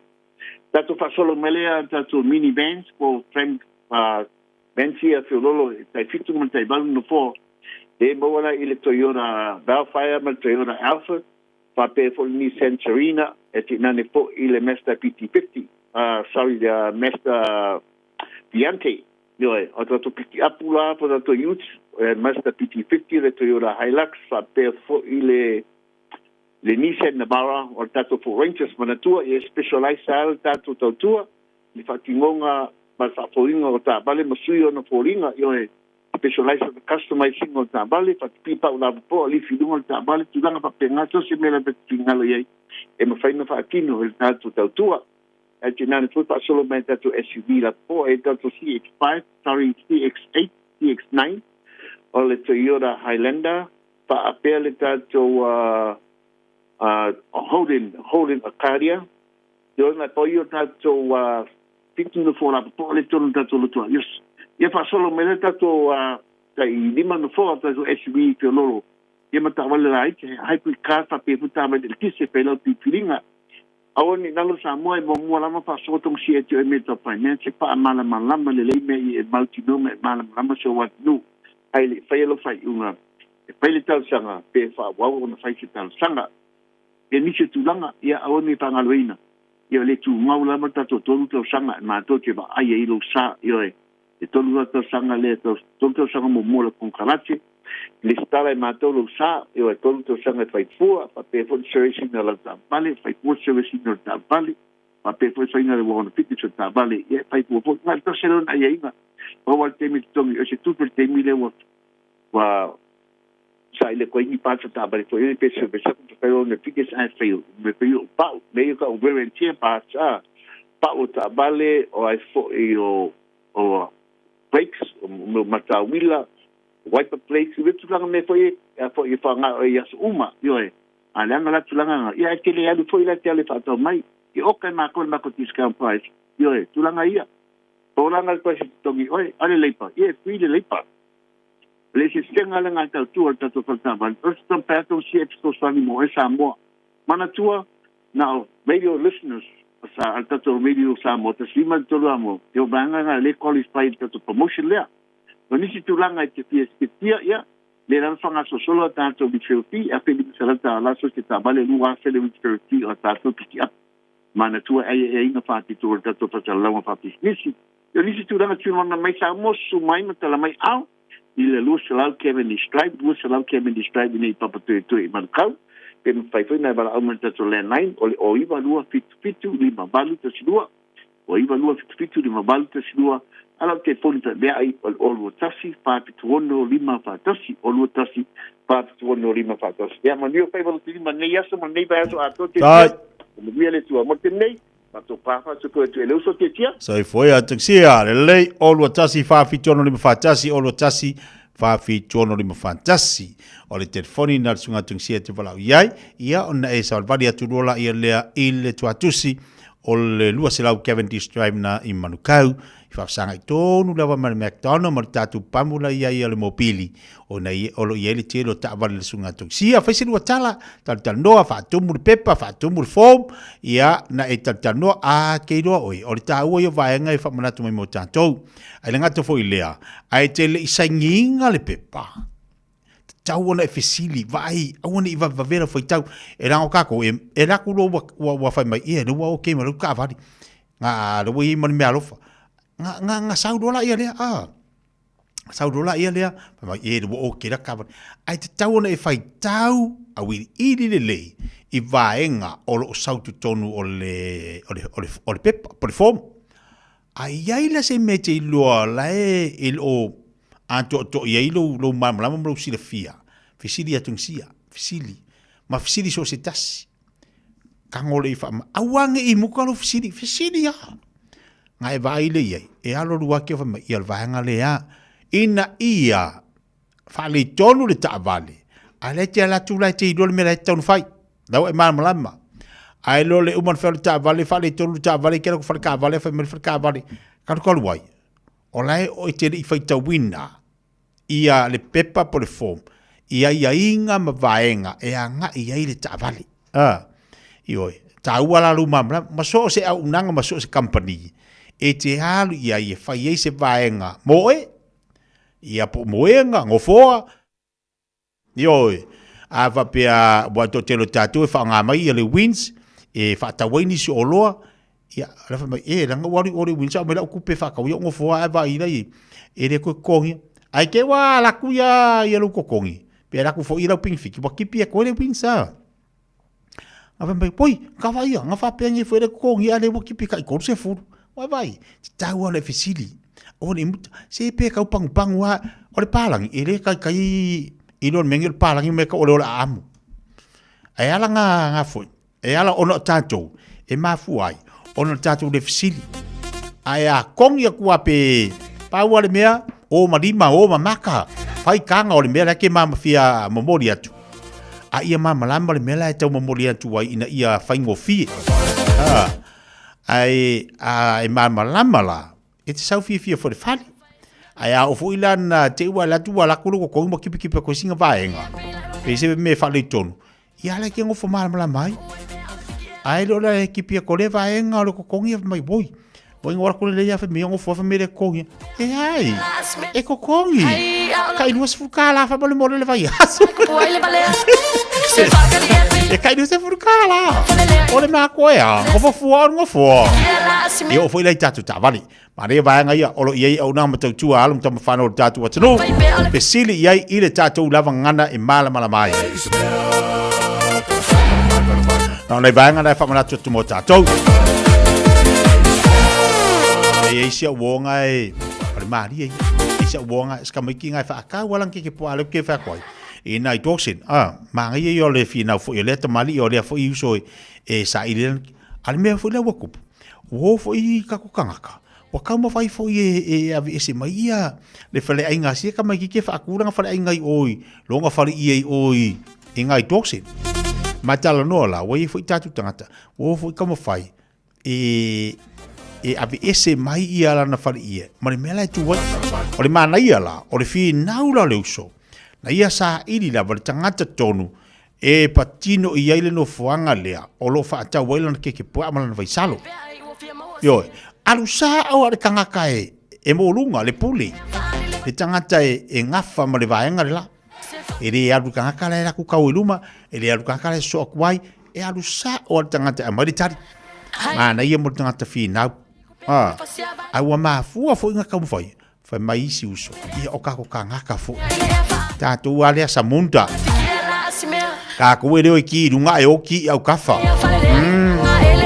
mea le wo ki kiri mea ka ko o le leo si runga mata un fai lango pero fatu la tale si aso a i lo e fa le tonu la unanga ma le tautua o lo fai mai lau fa tau o le te alu tu runga Facebook pe te alu ma fai tala mana o mia le tangata na lau fautuanga ma lau tu alalo alu fa iai uso a me me fa le kong ia nga sa so sangia tu la unanga ina ia fa le ya tili a me le kaunga fa pem ia kaunga ma o le fa le tonu le yoi ka ngai po le haka ngai sa le ma o ave o na matu ia me e ro mina lo lango mo lo fa na tangata ila na ia fo tama faina a ele o ka mo faia ko me aliska ngaka a la ko fo ka ko ka ki da o la ka ko me le ama wa ele ati na e tatu ai ti do e manuel tanga tala ele manuel tatu ye fa nga ko nga me ele ato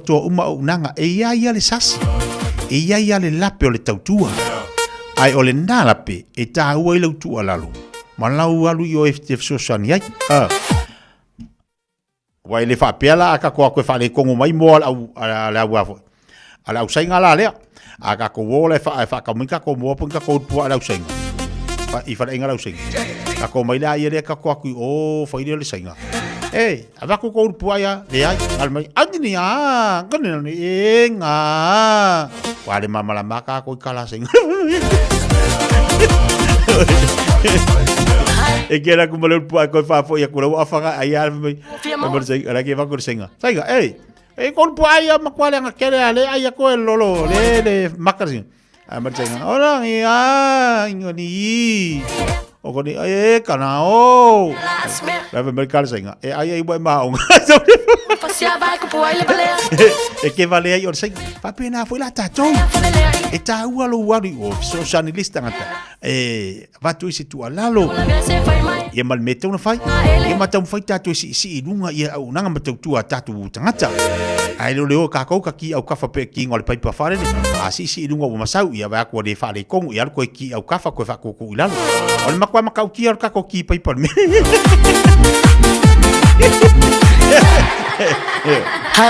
Sama pai tatu ngal fatas.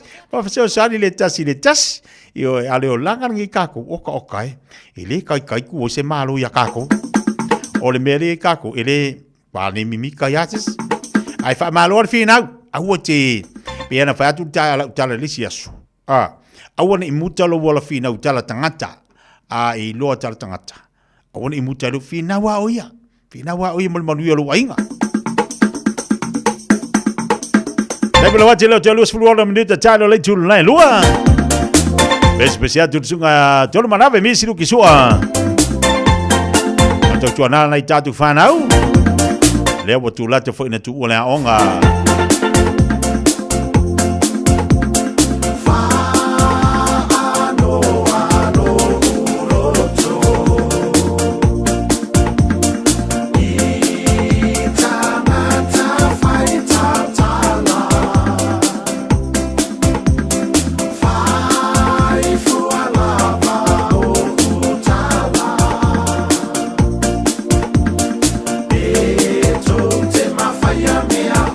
Te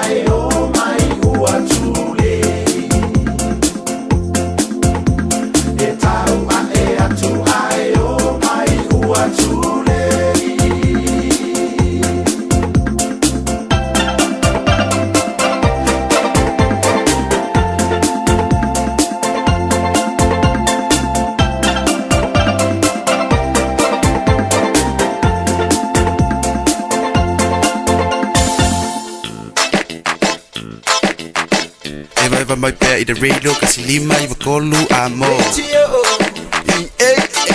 Au ngate sunga mo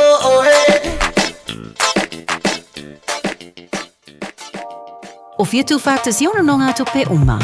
Ai asa tupa se whaipoiponga. Pili laiti po oso whale motu. O le Trust Finance Mortgages ele ese tutonia lātou brokers. Mana au noa le onua o, whālua lua, onua lua tasi. Betanga iane i le trustfinanceMortgages.com. E iaia inga whapitoa. Trust Finance and Mortgages. Finance solutions you can trust.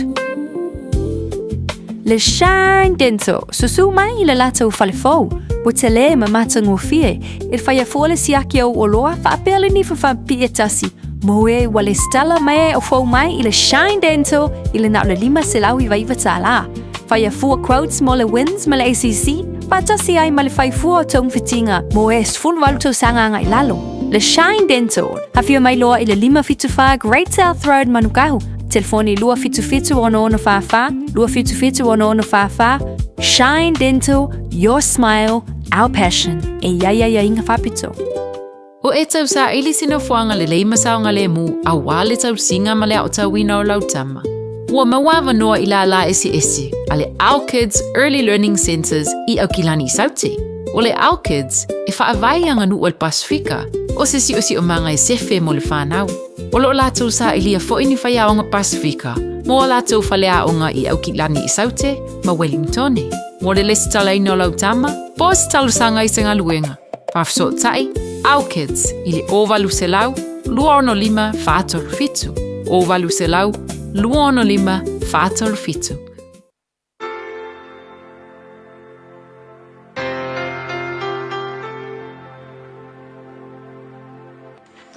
I le nei foi aso o te fiafia e whawhiloa i tatou tunuu mai tatou polkalame o le areto le ola ia malo le soifua manuia. O le tusia mo mual pe te reliba alfa i upe fitu e whapea ia tu ina atu ia te ia o mea uma tau te popole ai awa o lo manatu mai o ia te outou. A le upu o le nei aso, o le upu le o le whatonunga e whapea tuu i le tua mea o e popole ai. O le tāu o le mele o le tuu i le tua. A whai e te tau mawhai e tau ave i a mea o e popole ai ma mea o ele mautonu ai i nou lava malosi i aso taitasi o leo langa.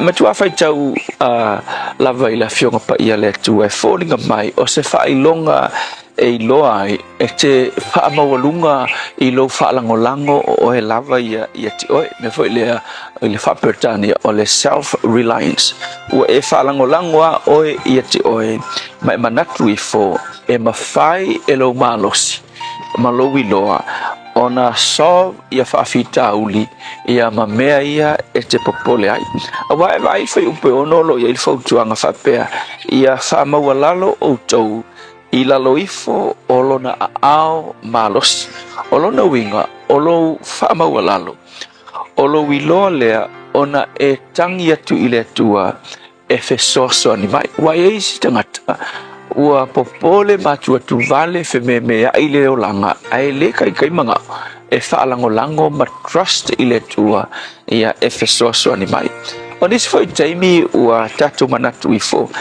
e mawhainga fesoso ani le tua i me foi o whaafita uli whaale natura e o mai ma mea whainga tau le olanga ai le mawhainga fesoso ani mai le tua pe a whaina o e mai popole vale ona o le sele ngau saulava mele anga sa whai ale mela mana i le tua e o lava i mea whapena po se sele ngau lo whaamawalunga sele ngau se filfilinga le anga sa e whai o mai ai se pangatia i te oe ua e popole vale taluai se mea le anga na e whai o le awhia ngai o e mase whasalanga pe jai o le mea mana i le tua e wa ai le tua a e li liu fo i le tua ma le loto salamo e mawhai lava i le tua ona fesoso ani mai i le mea na ue popole ai ona o se mea le anga sa e whai po se lenga o se mea sa e whai whatita ingo ta vita e wa ai salamu e 5 maltasi olo o popole matua tu vale ta vita ona ole sele o lana ngasala na fai ina ua mulilua malfine fo leo participa le na latu ai perfecta leo na tano ua tau ya tavita lana ngasala male meo le afai le tu ya ti le la ua popole matua tu vale tavita ua le mautonu ile me utupu al meta ua ya tavita e ui lava o le sele o lana ngasala ai le I ka ofi tavita lo na popole ia makau mafai solve le fai ungolo na ngasala aina ia sa ile tua lo na loto le ia ila na talo ia na ungani ile tua ia matangi ile tua mafape atu le tuai ia e lofa mai ia tau e tusa malo lofa muti vale na popole matu tu vale onga ole mesese nga ia fai aina ilo le mea e tu ia ilo na popole malo na tu vale o le sona foi la le nei so tele ia tangata ua faina ona ole tau mafai e tau ave me popole ai ele ngata I me tutupu le olanga iaso malava ai fape na foi ina ua taia ini seleselenga ni me leanga la tu te faia ona popole le matu tu vale ai ua le tu ile tu o nisi ua o ono ile popole male tu vale umai fonga o se se fai umois e fa longa tanga te fo e pule yola se tulo ole mafua mai lava e ua le lava o ono ia le popole male tu vale male le mauton ai fa ban kala kuspaia mo oi foi le nei aso ia tu ile tua ele nga se mes kasi ke pole ave mai ia tu ile tua mea umai popole ai oto e afia foi ma mea na te fefe ai sele ngo mele anga sa e fai le tua ele ai se mea ma te popole ai awana e fola mai ao o mai le popole ia te ma to male atu vale male fefe ia na e fetalai e tu watu ia te oe mea uma ele na se mesitas matu tu na tu te oile ni yaso mea matu te popole matu atu vale ai fe so ani mai fa Yesu amen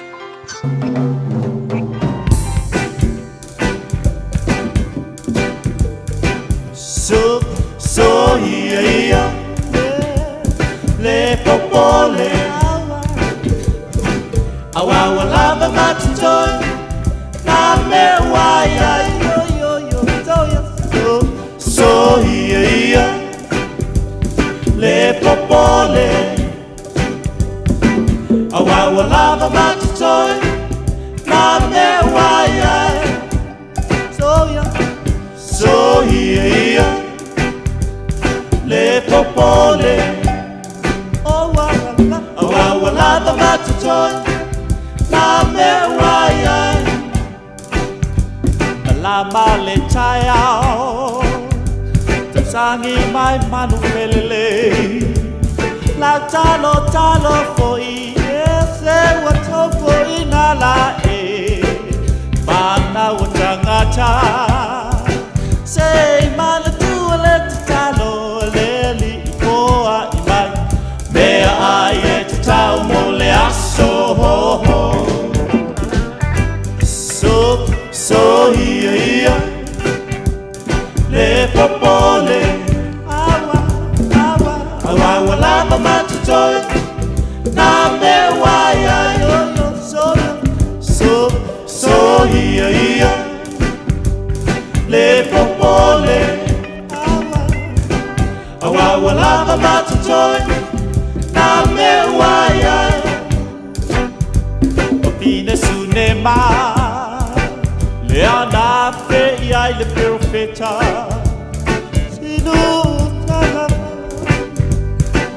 la masino kwa tu ya masemola tu ngala me pa paula vale ai fa na mai ai le ba venga so ia le popole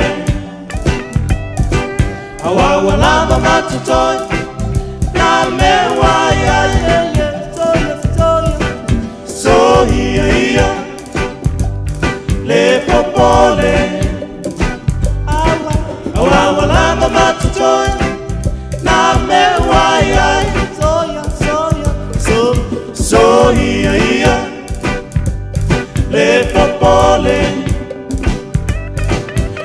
Awalava matutoi Na mewaya Si u fonga mali sunga si liveta ku rende fa mai atua le tatu po kalame na la reto le ola tau ftanga fa nganga. Pele fa fonga mai ai mo tatou o mewa mai le tu yo tatu lima le yaso tatu fa tai le tua. Mewa ta pena le tu itono lo ainga le aso le aso fa fitai le. Awoni tatu popoli. Yo, mana ye upulea. Tasi alea uputa ua mo tatu o le popoli. Le anga pena tatu talanoa. Ole vaveia na mamai o tatu. Pe a tau mai se mea fui lea wa whani tonu, tau mai se mea ua lelelei, tau mai se unga se mea te iloa lai, wa matua i le mau tonu i lawa lau mafofau. Ai, awala te popoli. Eo o lau whasoa. Wara kasi le mea makua popoli, ke le kā kupe vai ako wa sauri ko kongi, wa whali tonu ko kongi. Sau ia vaenga o mea te, o mea langa e wha moe mo ia. Leo sa mo pua vai e kuma. Wa leo koe kukusa. Leo sa ua leo tue tutusa. O le malu sol tino leo tue tutusa pua e whalongo. Ki ngā mai leiku, ki ngā mai leiku. Wai popole a ia. Au ni o tātu pole mane wha marisa au mo tātou. Tap sa ina fo tātu fōlangu ma tātu savaringa ma leiva yaso. Wa me o tā pena le tua mo tātou wha tai le lii. Wha manianga wa mai tono tātu ainga. Ya malo lava lo sai malo fo le fa malo si wa tanto nunga lo ngana I fa marsi au fa le nganga mo tanto le aso a le tatu a reto le ola e ase mo e popole ai e ase me watu tu valeiro loto e ase me ole mo tonu wai lo mafofau tatu la fo I me o mai le lii o ye tari mai anti tanto ina o se balte belwati le te iva minute ta le o le tu lai lua Elise Mikaele pa vifia ina oile nei fo ya oli ai malanga tulua e piki si o walo pe fa pele na ua e anga ia tu ngona wala fai malelu sama va ai kolosi vai le sa fa tu ngai nei lumbo faleanga mo nei tamai tia onga le nei aso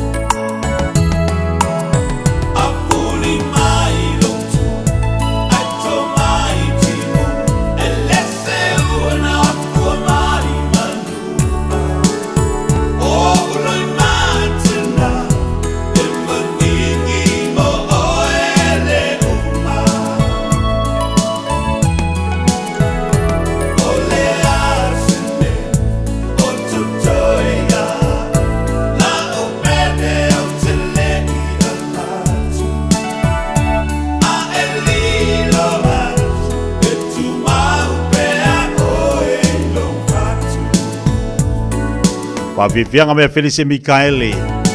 Tawalunga tua se tautua masaunanga titia le fo ia oli.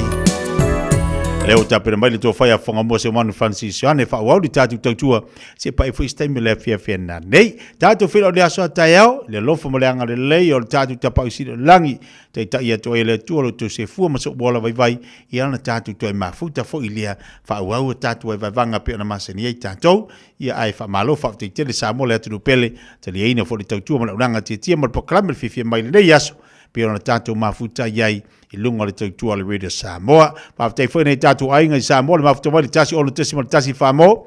Pāwhatai le tariaina football kalame, tu sao hato le tautua le Radio Samoa, I nei manu kaupi o na iea tatu whasalaunga I aso tai tasi. Manu ia lawa singa le whangai ma le tatu watano.